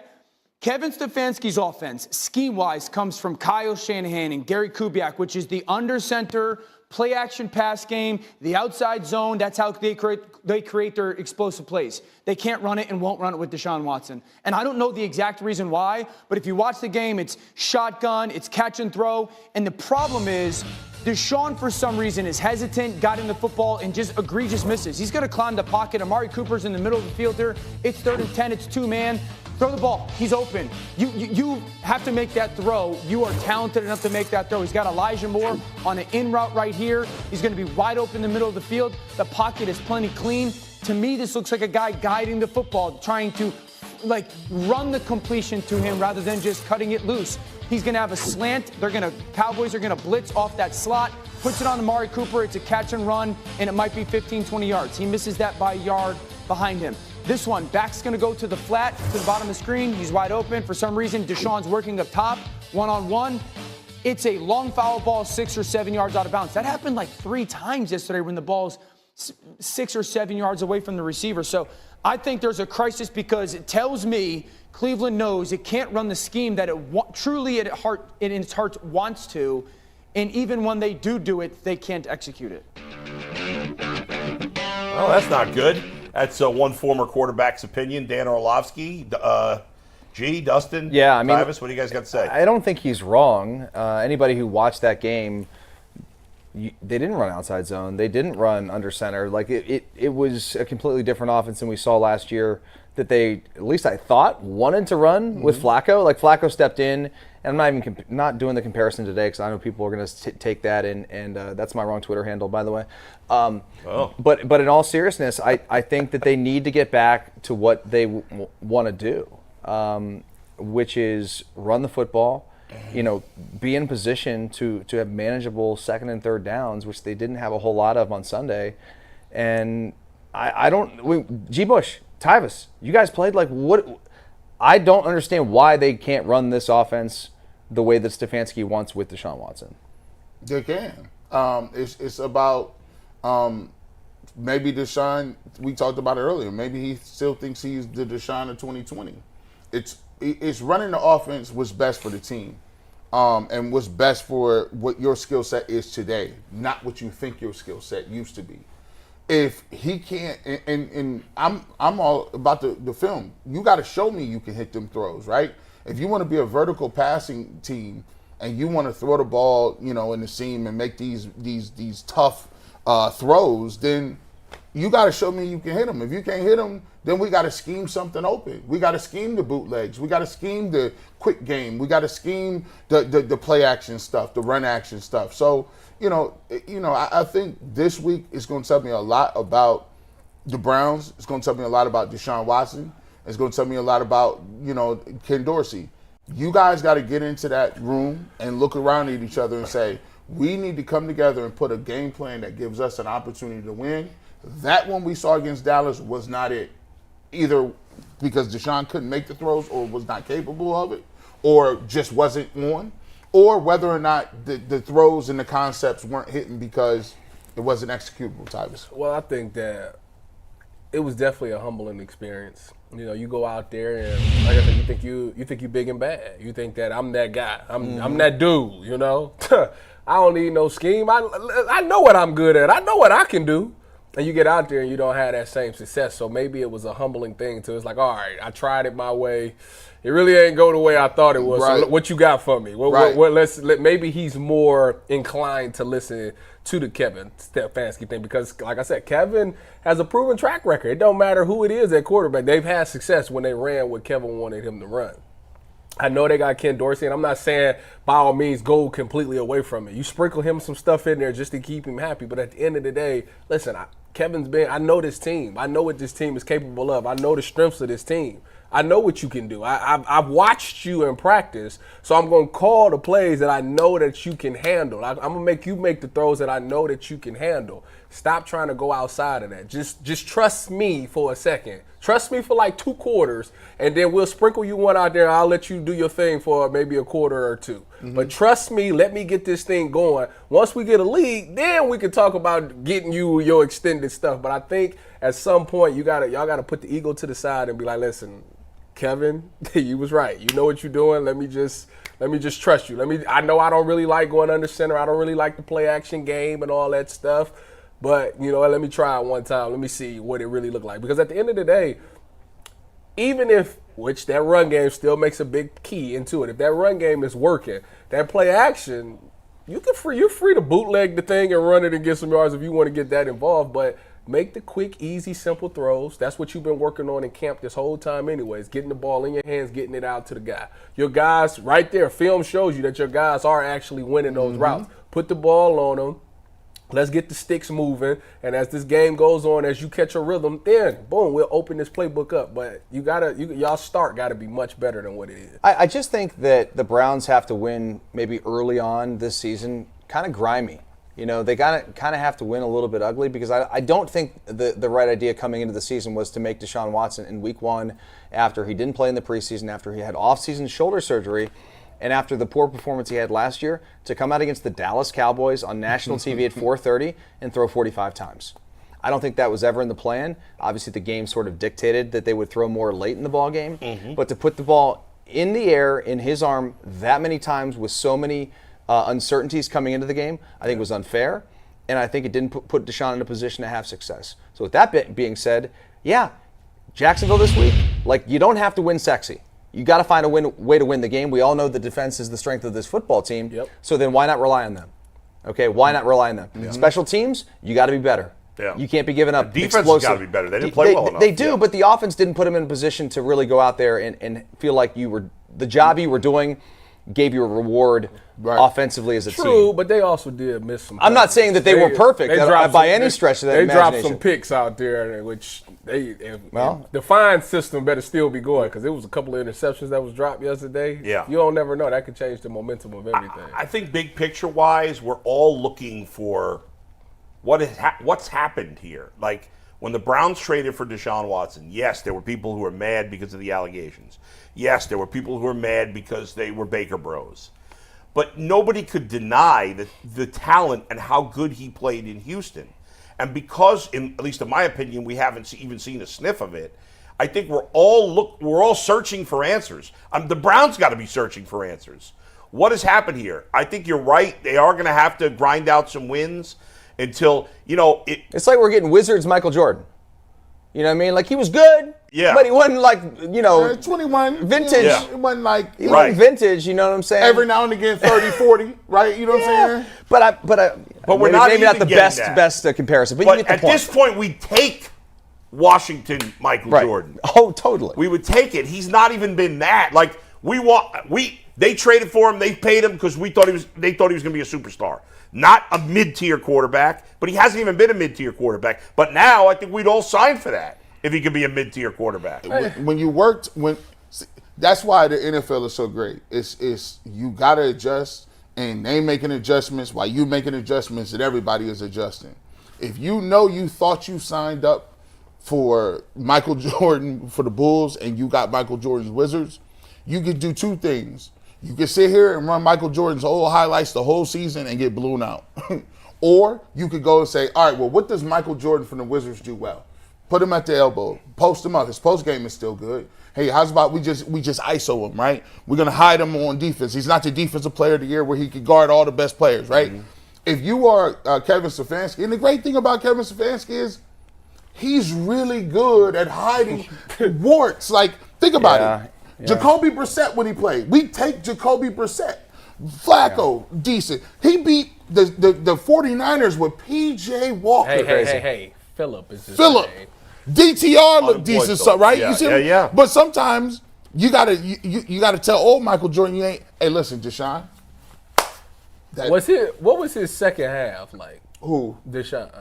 I mean, he made more completions and stuff. Yeah, but it was all garbage time. They went down I agree with that. But the Cowboys had taken their foot off the gas. At the end of the day, this is how I was taught in college. It was we got a idea of what they're gonna do, but we're not 100% sure how they're gonna attack us. This was on the defensive side, so we need y'all to get us to halftime so we can see it, and we can make the adjustments. In second half, boom, we take off.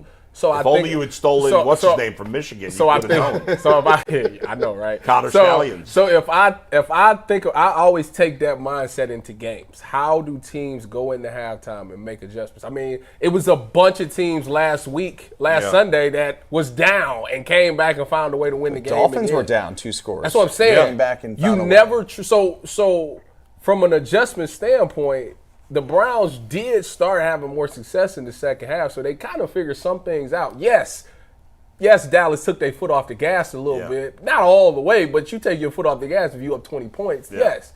But there still was some success there. So to me, the Browns have to have a better first half for the rest of the remainder of the year. You can't get blown out by 20 points and go into halftime and think that team's going to be good enough to come back because you don't have the horses to do that right now. Deshaun's been particularly bad in the first half. He's been since he's been here. And guys, you can't win a game when you have those 3 game-changing plays for them.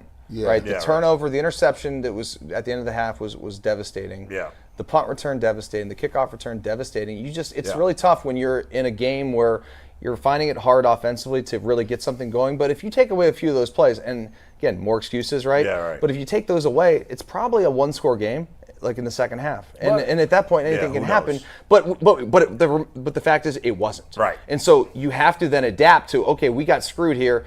We screwed up ourselves. Yeah. Punt return, kickoff return, interception. So we got to find a way to overcome those things. And the way to overcome those things was not putting the ball into Deshaun's hand every single play. But the thing also, and you know this because you played corner, you get the game plan. We playing the Browns. Deshaun Watson, your quarterback's coming off a shoulder injury. Ending injury. I'm playing as much press man coverage and sitting on routes. Sitting on routes because I know he's not going to take deep shots. The funniest part is this. We sat here last week. You wasn't here. Thursday, we sat here. And remember we had the Bland and Chubb thing? Right. And I said, well, I just slide protection. Right. I just slide protection to the Carson or whatever his name is, kid. Yeah. Well, they didn't even do that. You know what he did? He sat on routes. He sat there. They tried to throw it to Coop, and he almost picked off a slant because he just jumped the route. Well, because they knew all training camp. Deshaun's been getting rid of the ball quick. It's been in his hand, out of his hand. It's been all short routes. None of that. Well, if I'm hearing that, if I know that on the opposing team, he got to show me his arm is back. Right. You got to bomb me first, and then let me see. Yeah. And you watch on the other side defensively. Dallas backed us the hell up off of them, right? So when they put CD Lamb out there, right? The first series, they're like, oh, we're going to find out. Yeah. They throw the ball to CD Lamb, he goes up and makes a spectacular catch. And as a defender, you're sitting there being like, okay, well, that's on the table. That's on the table. By the way, Dak and CD Lamb did not play in the preseason either. Now, they weren't coming off injuries. But that's CD, though. And Dak also threw for a zillion. I'm about to say, Dak was runner-up the MVP last year. I actually didn't think Dak played an amazing game. No, he didn't. He didn't have to. It was kind of an average game. He didn't have to. But the one play keep going back to it, which breaks your soul, is when they ran the post corner in the end zone, they didn't disguise the blitz. Big 7. They ran that post corner, and Dak knew the blitz was coming. He stood in there, and he floated. When that ball is in the air, it's just like, what is Juan Thornhill doing? I need to see that play because they keep. This is the second time I've heard about a coverage bust. So, was they in cover 3? And that's what. And Martin Emerson didn't take the big 7. Well, we're gonna break it down. I have to see it. I got to see the play. We'll break it down more. Let me get to this here, because Dan Orlovsky wasn't the only former player saying it's panic time in Cleveland.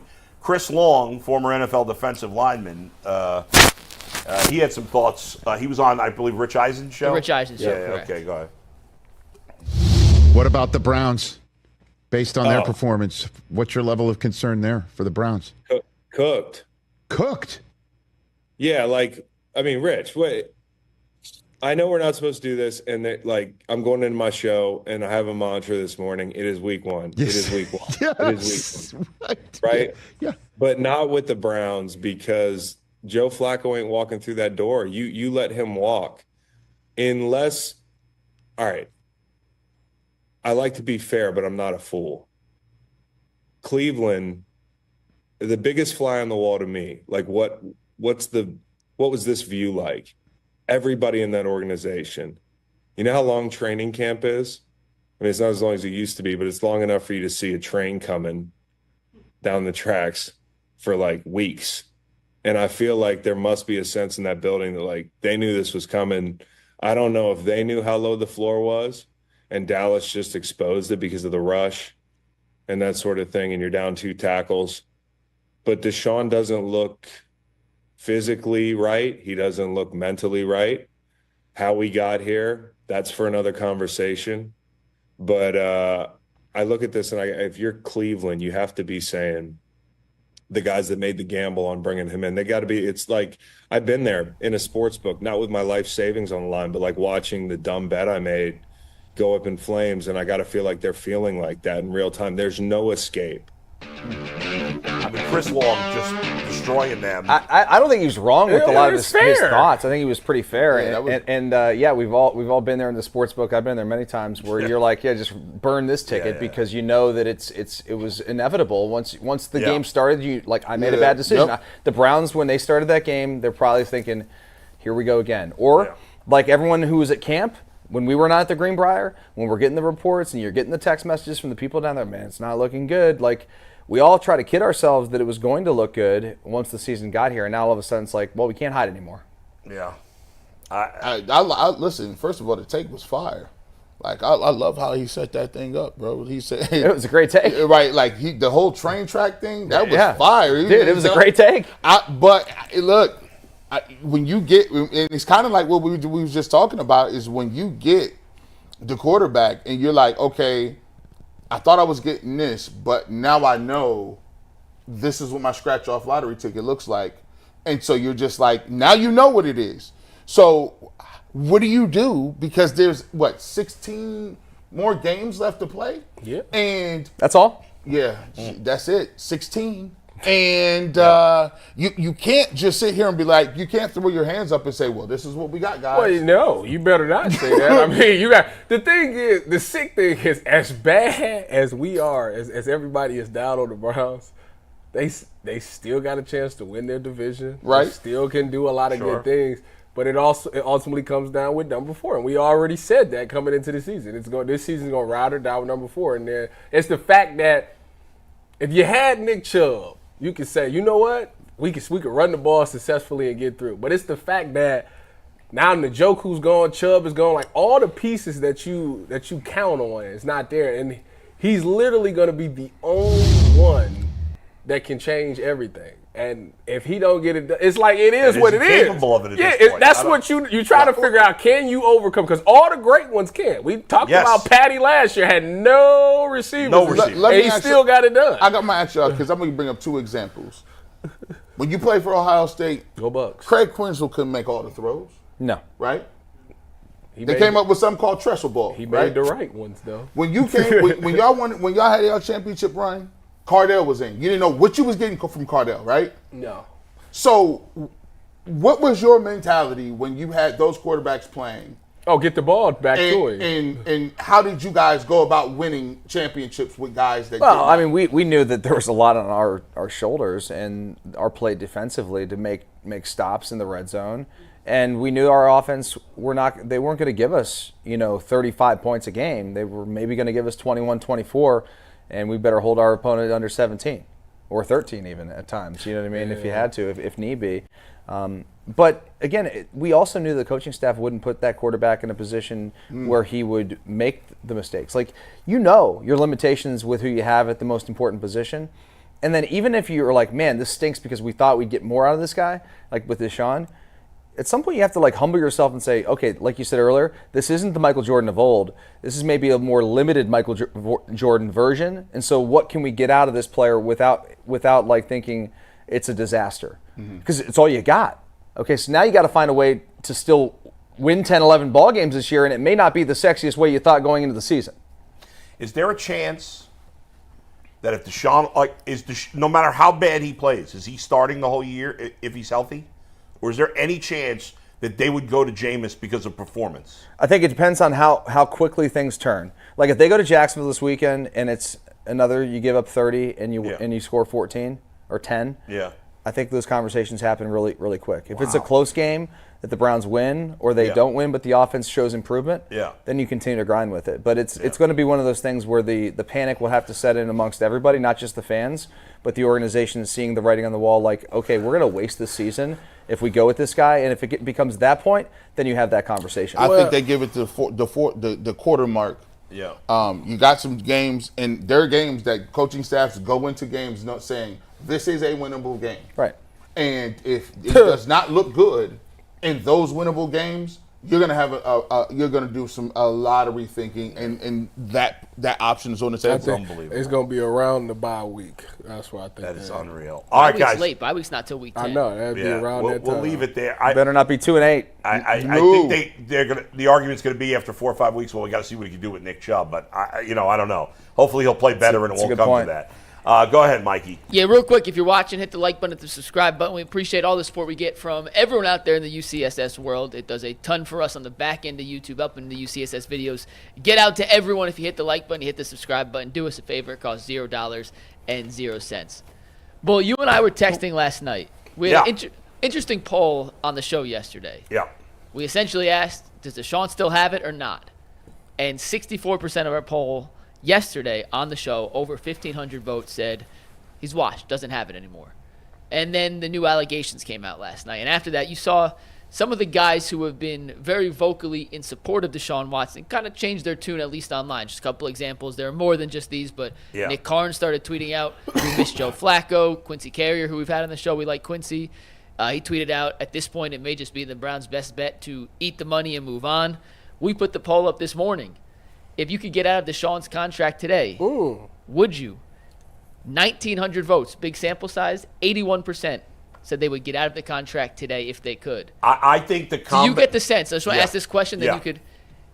Is the Browns fan base turning on Deshaun Watson at this point? Well, listen. They never was really winning. I think at the time of the trade, the majority of fans were on board with Deshaun Watson, I believe. Not a huge majority, but a majority. Oh, no. I think by the time we got to the start of this year, it was maybe 50-50. No, I think it was like 70-30. All right, that's just my opinion. I think the combination of Deshaun playing an awful game one and another allegation, again, it's an allegation. There's no facts here. And the fact that this allegation is even worse than anything he's been accused of in the past, that combination has turned off way more people. And I think Deshaun Watson is going to have to play at such a high level to win a lot of fans back. It's going to be very hard. I think there are certain fans that were never going to be fans of Deshaun Watson no matter what. Yeah. Okay. And then there are certain fans that are Browns fans, which want to win no matter what. They don't care what the quarterback has done or is alleged to have done. Okay, those fans who are just football based, at some point, and we're getting there, are going to look at this and say, no matter what we have to go through with Deshaun off the field, they had thought it would be worth it in the end because they would win a title or compete for championships. If they continue to see what you saw on Sunday, even the most staunch football people that are like, you know what, it'll be worth it in the end, they're starting to turn and say, I don't think this guy has it in him to be the championship level quarterback that we thought we were getting. And when those people turn, that's like darn near everybody. Right. He's going to get booed every game. I know. And unless he plays spectacular and he already hasn't football. shown, at least from me, with the body language that he exhibits on the field, the ability to withstand that. And that's concerning, too. Yeah, there is a level of, sometimes, when you got a quarterback and he's not the most vocal in the world, sometimes, and I don't like to compare the two, but at least with Baker, a lot of people, and I'm just going on human nature, at least when Baker, when things got down, Baker was outwardly like, come on, like, no, we're not about to do this. Like, we got to catch the ball. We can come back from this. Let's go. Like, You mean like Jameis is? Yeah, defiant a little bit, right? Yeah, but I mean, like just outwardly. Outwardly, and people can respect that because it looks like you give it, you know what, right? You give a shit? Yeah. And because and sometimes you can have that look and you can give a shit and you know it, like you know that you want it, but He's going to have to pull something up out of himself that is uncomfortable, that is going to get the – because I'm going to just be honest with you, bro. The team does not look inspired. No. Just be clear. And this coming from the G. Bush, Duke of New York, who from all offseason said, I need 4,500 typers. I've been clear on it, right? Yeah, you need like 4,300 and something. No, to go. yeah. Oh, listen, screw it. Everybody, oh, you backtracking? Hell yeah. I'm backtracking. Right now, I'm asking for 250 and some fire. Because I can at least do something with that, right? I can do something with 250 and a couple of tough rushing touchdowns. So, man, look, bro, at the end of the day, the core who I am is all about that football. And I know for a fact when other quarterbacks be in the game or doing something, I saw Dak Prescott on that sideline doing this. He up 20. Let's go, guys. Let's go. Lamar against Kansas City. We could put these dudes I don't even know if the Browns teammates would look at Deshaun if he did that and take him seriously. Is that fair? Because it's, you got. I would be like this. Side eye. Oh, I mean, look at the body language of the receivers after they come off the field on a third down, after a ball's thrown behind them or body language whatever. don't lie. The body language does not lie, and I don't know anybody out there who can say to me or to you, anybody, the day after the Browns lost on Sunday, that man, those guys looked like they were giving it their all and they were really into it, locked in. No, those guys were frustrated. And rightfully so. They should be frustrated because of the performance of everyone, not just Deshaun. Like, overall, the team just didn't have it. They had it for the first series, the 3-and-out. The Tomlinson sack, everybody was fired up. The punt return. Yeah. You get the field goal. Unfortunately, you got the 3 points out of that instead of a touchdown. All downhill. But it was like, oh, my God, the stadium's electric. And then they sat on their hands the rest of the game because they had no other choice. Yeah, they were fired up on the sideline in the beginning, and then there was just the energy just got sucked out of the building. And the worst part back. about it all is that it was nationally televised. Everybody saw it. That was the part that got me the most. Like, y'all, we Browns fans talk about, why don't we get enough national attention? We don't get no love. And then they put them on there and they lay a big egg. Like, that's that. And then I was listening. I was doing the pregame show and I'm listening to the sound bites. You know, they was talking about the national narrative of them and like, our job is to not pay attention to that, to go out there and change the narrative. You just proved it right. Like that, you literally just went out there and proved the national media correct. It is possible though. Like a lot of stuff in football, like they tell you, bro, like all that stuff, that camaraderie stuff and all that, they make you run all that stuff and off-season stuff because you can buy into the next man next to you. If we go down the street, and y'all know this, there are times where I might not even seen eye to eye with a teammate before. But if you see him 10 years later, you got respect for him. You give him a big hug because you know they put the same amount of work, effort, and intensity into it. And they going to be your brother for life no matter what y'all was talking about. In that case, the quarterback got to be somebody that people is willing to die for. And when I mean die for, not literally, but I'm going to put it on the line. I'm going to go all out. I'm going to do everything I can do on this play and the next play. And even if you throw an interception, I'm willing to go right back again and go to bat for you. Well, he tried to prove that by taking the hits, and that's why he continued to play, to let y'all know, like, I'm still here. But I don't think he's just that. I don't think he's a vocal leader. Like, I think that's why Jameis is here, because Jameis is a vocal guy. He's a guy that before the game, pre-game, we're going to get up there, I'm going to get a speech and all that. I don't think Deshaun is that type of guy. But give me a good team that quarterback wasn't the leader. It's hard to think about it on the spot. Yeah. All the teams with the also greatest defenses. You probably don't know if the guy's a great leader unless he's like you don't hear about a guy being a great leader. You only hear about a guy being a bad leader. I think that's fair.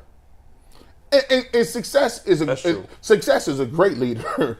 You start throwing. Yeah, if you're on a good team, no one's questioning leadership at all. That's true. Like fair. All right, Mikey. Let's get to some Guardians here. Let's talk a little Guardians, guys. It was a hell of a start last night for the Rook, Joey Cantillo. We'll talk about that after a quick reminder that the 2-minute warning post-game show popped off this week. G, Earl, myself, big numbers. We're also streaming on the Bleacher Report app, a little national audience, bringing it to the UCSS universe back this week. Jaguars, 1 o'clock start, which means it'll be about a 4:15 2-minute warning show. We'll give you instant live reaction. 4:15? What do you think? It's going to be a 3-hour and 30-minute game? Yeah. I hope not. This last week was less than 3 hours. Yeah, don't Well, say it's because the Cowboys started just running the ball at the end. Don't killing say clock. that. Don't say that. Yeah. Listen, for our sake, we hope it's quicker, but Yeah. give or take, 4 o'clock-ish, we'll be live on the YouTube channel. You can find us, as always, under the Ultimate Cleveland Sports Show umbrella. Bull, incredible start from the rookie last night. Perfect game into the 7th. He jinxed him. Yeah, you did jinx him. There's no such thing as jinx. It's your fault. Bull You're a jinxed jinx. him. You're a Well, jinx. first of all, I put out a tweet after the 5th inning, and he gave up the perfect game in the 7th inning. So Well, you text us. yeah. Perfect game right through 7 No, innings. that was Jay that texted. Oh, that. Jay That wasn't said me. that? I thought that said. That hold on. wasn't me. Let me check the card. That was the rare Jay Crawford pop in. He to the definitely text is. chat. Yeah, okay. Yeah. I apologize. Yeah, but I had Jay tweeted. jinxed though.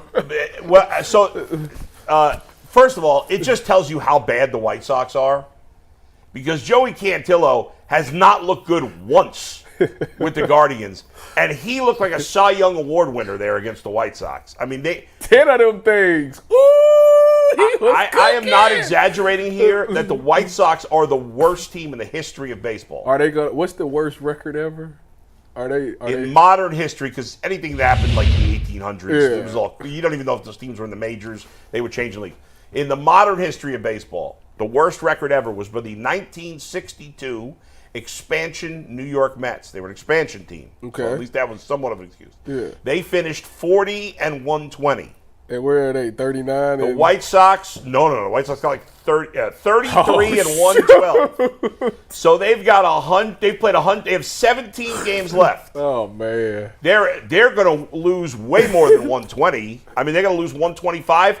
They could lose 128. I mean, So they might they- lose every game the rest so of the this year. is a They are historic season. 40 games out of 4th place. This is a historic season for us. Yes, they're going to set the record. Zach Meisel, who went to Chicago for this series, we did the Guardian show this morning. He's actually writing an article this week. He interviewed some White Sox fans, like, why do you still come to the games? Because there was no. They announced the attendance at 11,000. He said, at best, there was 4,000 people there, and most of them were Guardians fans that had traveled for the game. But Cantillo pitched great. I was asking at the end of the 5th inning because I was getting preemptively pissed off at the Guardians. Because last week, the Cubs had a pitcher, Shota Imanaga, right? He had a no-hitter through 7, and they pulled him out of the game with a no-hitter.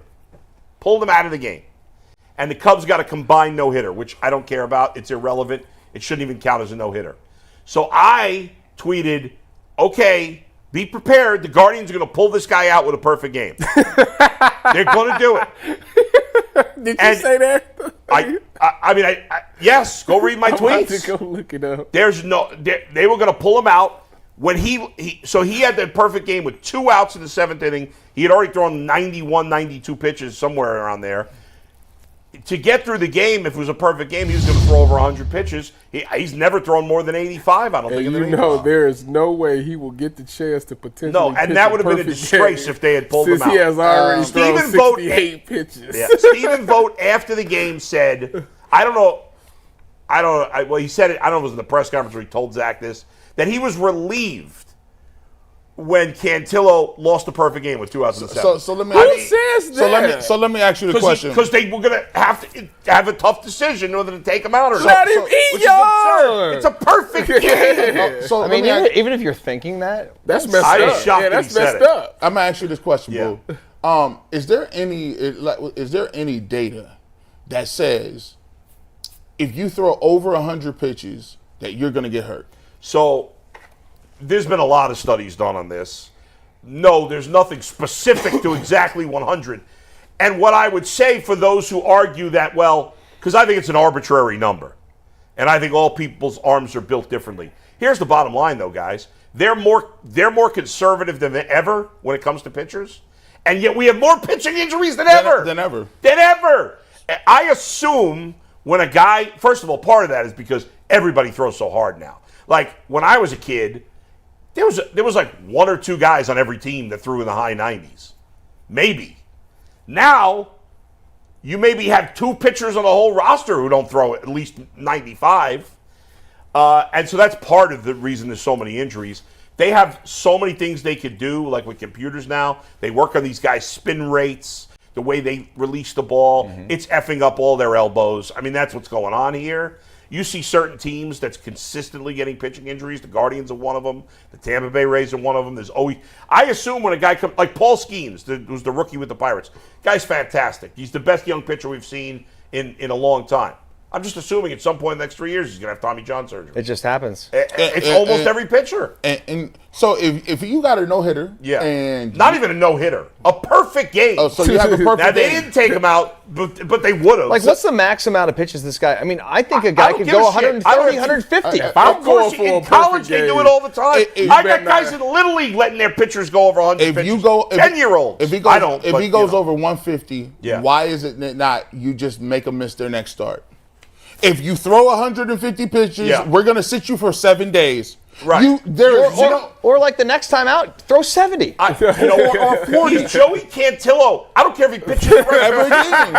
Right. Shut him down the rest of the year. It's like, and he wasn't going to throw 150, but he might have had to throw 120. You're telling me that guy, Joey Cantillo, who's just kind of a middle of the road guy, right? At best. I mean, he's still young. He hasn't pitched the majors. All right, fine, whatever. This could be the night of his career. Of course. This man had 15 strikeouts before last night. That's it. Yeah. And we're worried about he hasn't pitched that much. He hasn't pitched that much. Man, I wish they better. There's a guy leave who him pitched in. for the White Sox a lot of years ago, and there is zero chance that anybody besides me has heard of this guy. Maybe 0.1% of our audience has heard of him. His name is Philip Humber. I'm assuming none of you have heard of this guy. My cousin. Okay? You could be making it up. I could be making that name up. All right. Philip Humber pitched a perfect game for the White Sox. I don't remember what year it was.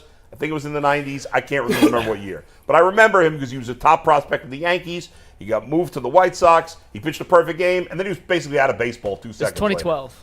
Oh, was that recent? I didn't even remember what it was. See, 2012. that's how memorable he was. He pitched a perfect game.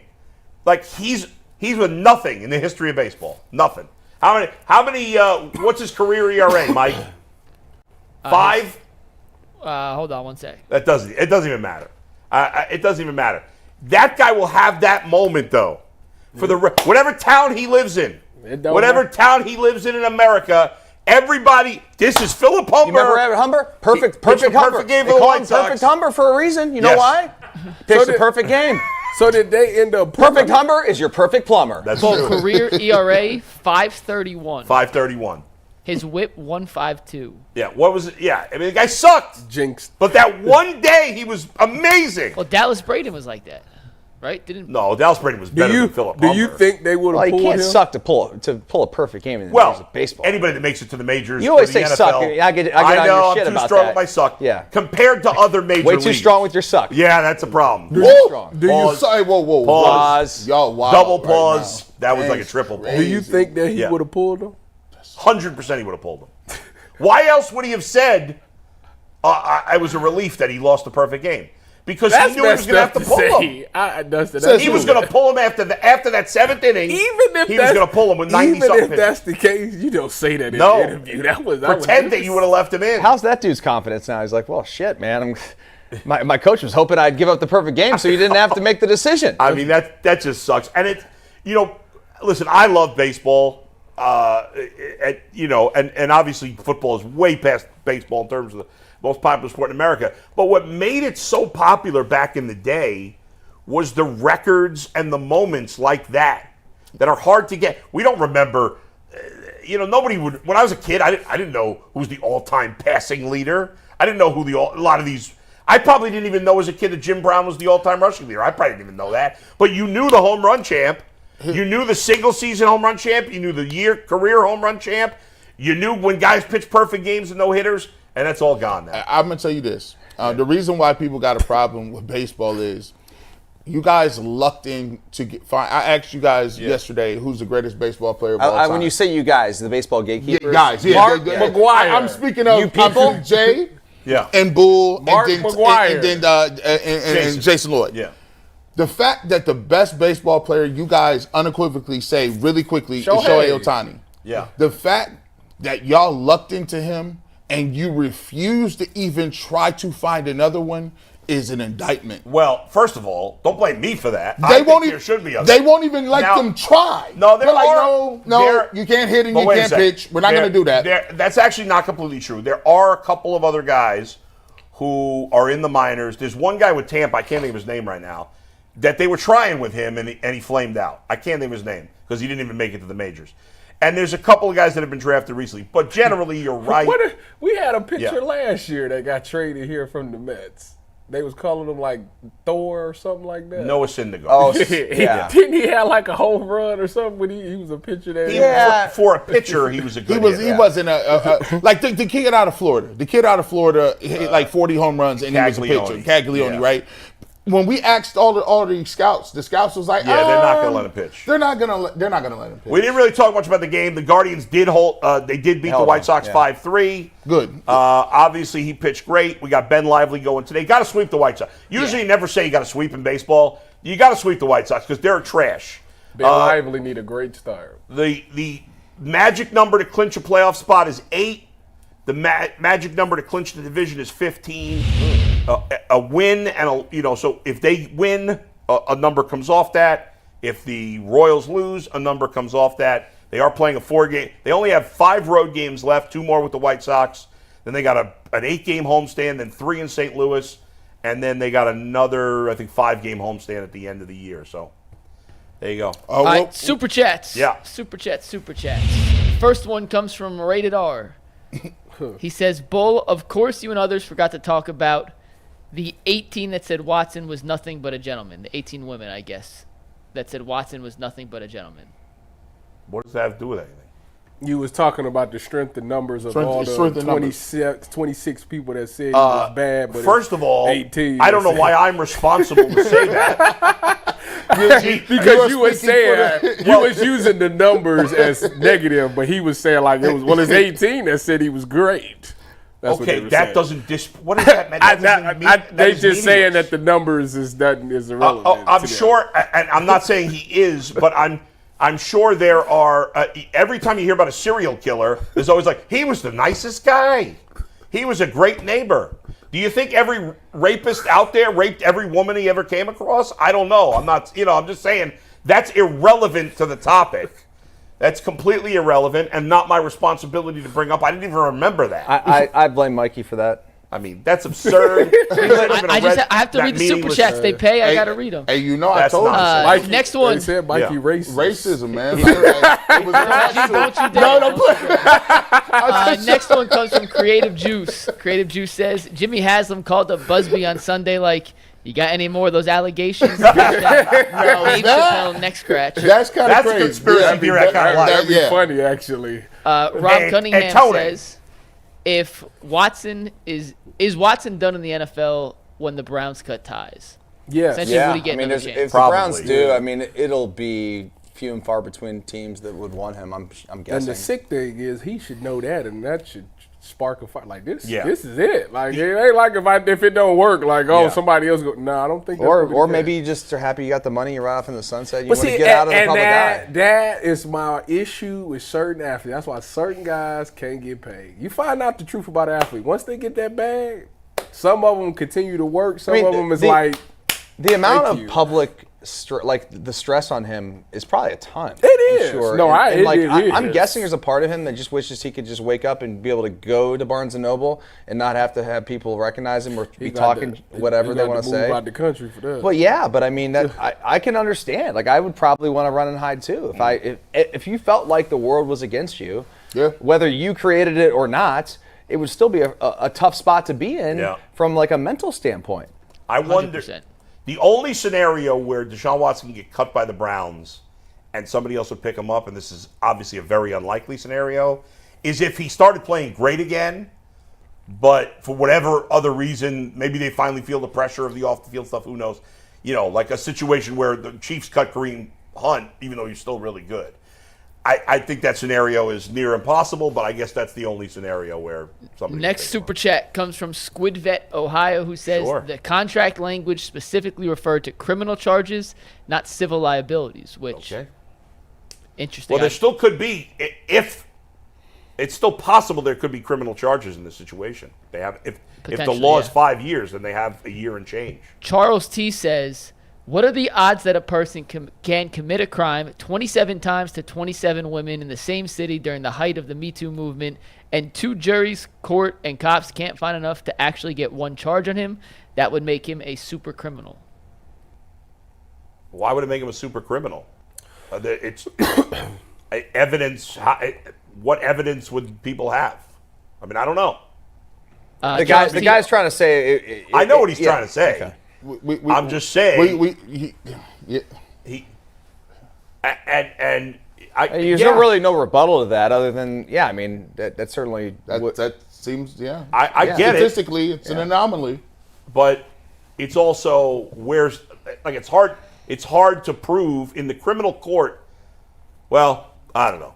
We did that exercise. What evidence earlier. would they have? Right. What evidence? I really hate relitigating this every day. Go ahead. Next super chat, also from Charles T, who says, does that 4-second PFF stat that everyone keeps bringing up account for Watson creating 2 more seconds in bad pockets and garbage time at the end of the game? Yes, it does. It counts for all passes between when the ball is snapped to when the pressure hits to when he actually throws and gets sacked. Matthew Dinkus says the Browns restructuring Watson's contract, giving them the most cap in the NFL. Now they have the opportunity to avoid his contract was no coincidence. DB Dog 21 says, just watch the All-22 and Watson looked like he hadn't played in a while. He didn't trust his O-line, causing him not to see the field. A 4th down play, Watson escaped the pocket to the right. Tillman was flowing with him, but the DB was between him and Watson. If Tillman just stops, the DB keeps going, and Watson has a target. You got to help out your quarterback. And 2 more from Vigilant Hawk, who sent these both. Don't underestimate the power of an excellent civil attorney. Tony Busby knows how to get his clients paid. That's his job. I also love Bull, but he's very naive when it comes to these things. There's another public case to add to the pile. Travis Rudolph, Florida State. Yeah, how about should we start listing the cases where women were afraid to go to the police or afraid to say anything? Should we start listing all the cases where a woman made an accusation and were correct? We could always point to a few anomalies. And I've never once said that I'm 100% certain Deshaun Watson is guilty here. Obviously not. But saying that 26 people making an accusation are more likely that at least some of them are telling the truth versus one. Yeah, you'd also feel better. You'd also feel better if the judge didn't suspend him, and she had access to everything. That's true. Everything. That's true too. So whatever. So listen. The same people making these arguments would not be making these arguments for Ben Roethlisberger. Because we were shitting on the Steelers for years. Oh, no. For supporting Ben Roethlisberger. No. I listen, I make the same. Listen, I go case by case. Maybe not you, but a lot of people are just defending because he's a Brown. From Clarence Thomas to Brett Kavanaugh to whoever it is. Like, at the end of the day, this is serious stuff. Like, we can't be throwing stuff around. It's serious as hell, bro. Like, if you did, you should go to jail. Yeah. Period, point blank, period. That's the way it's supposed to be.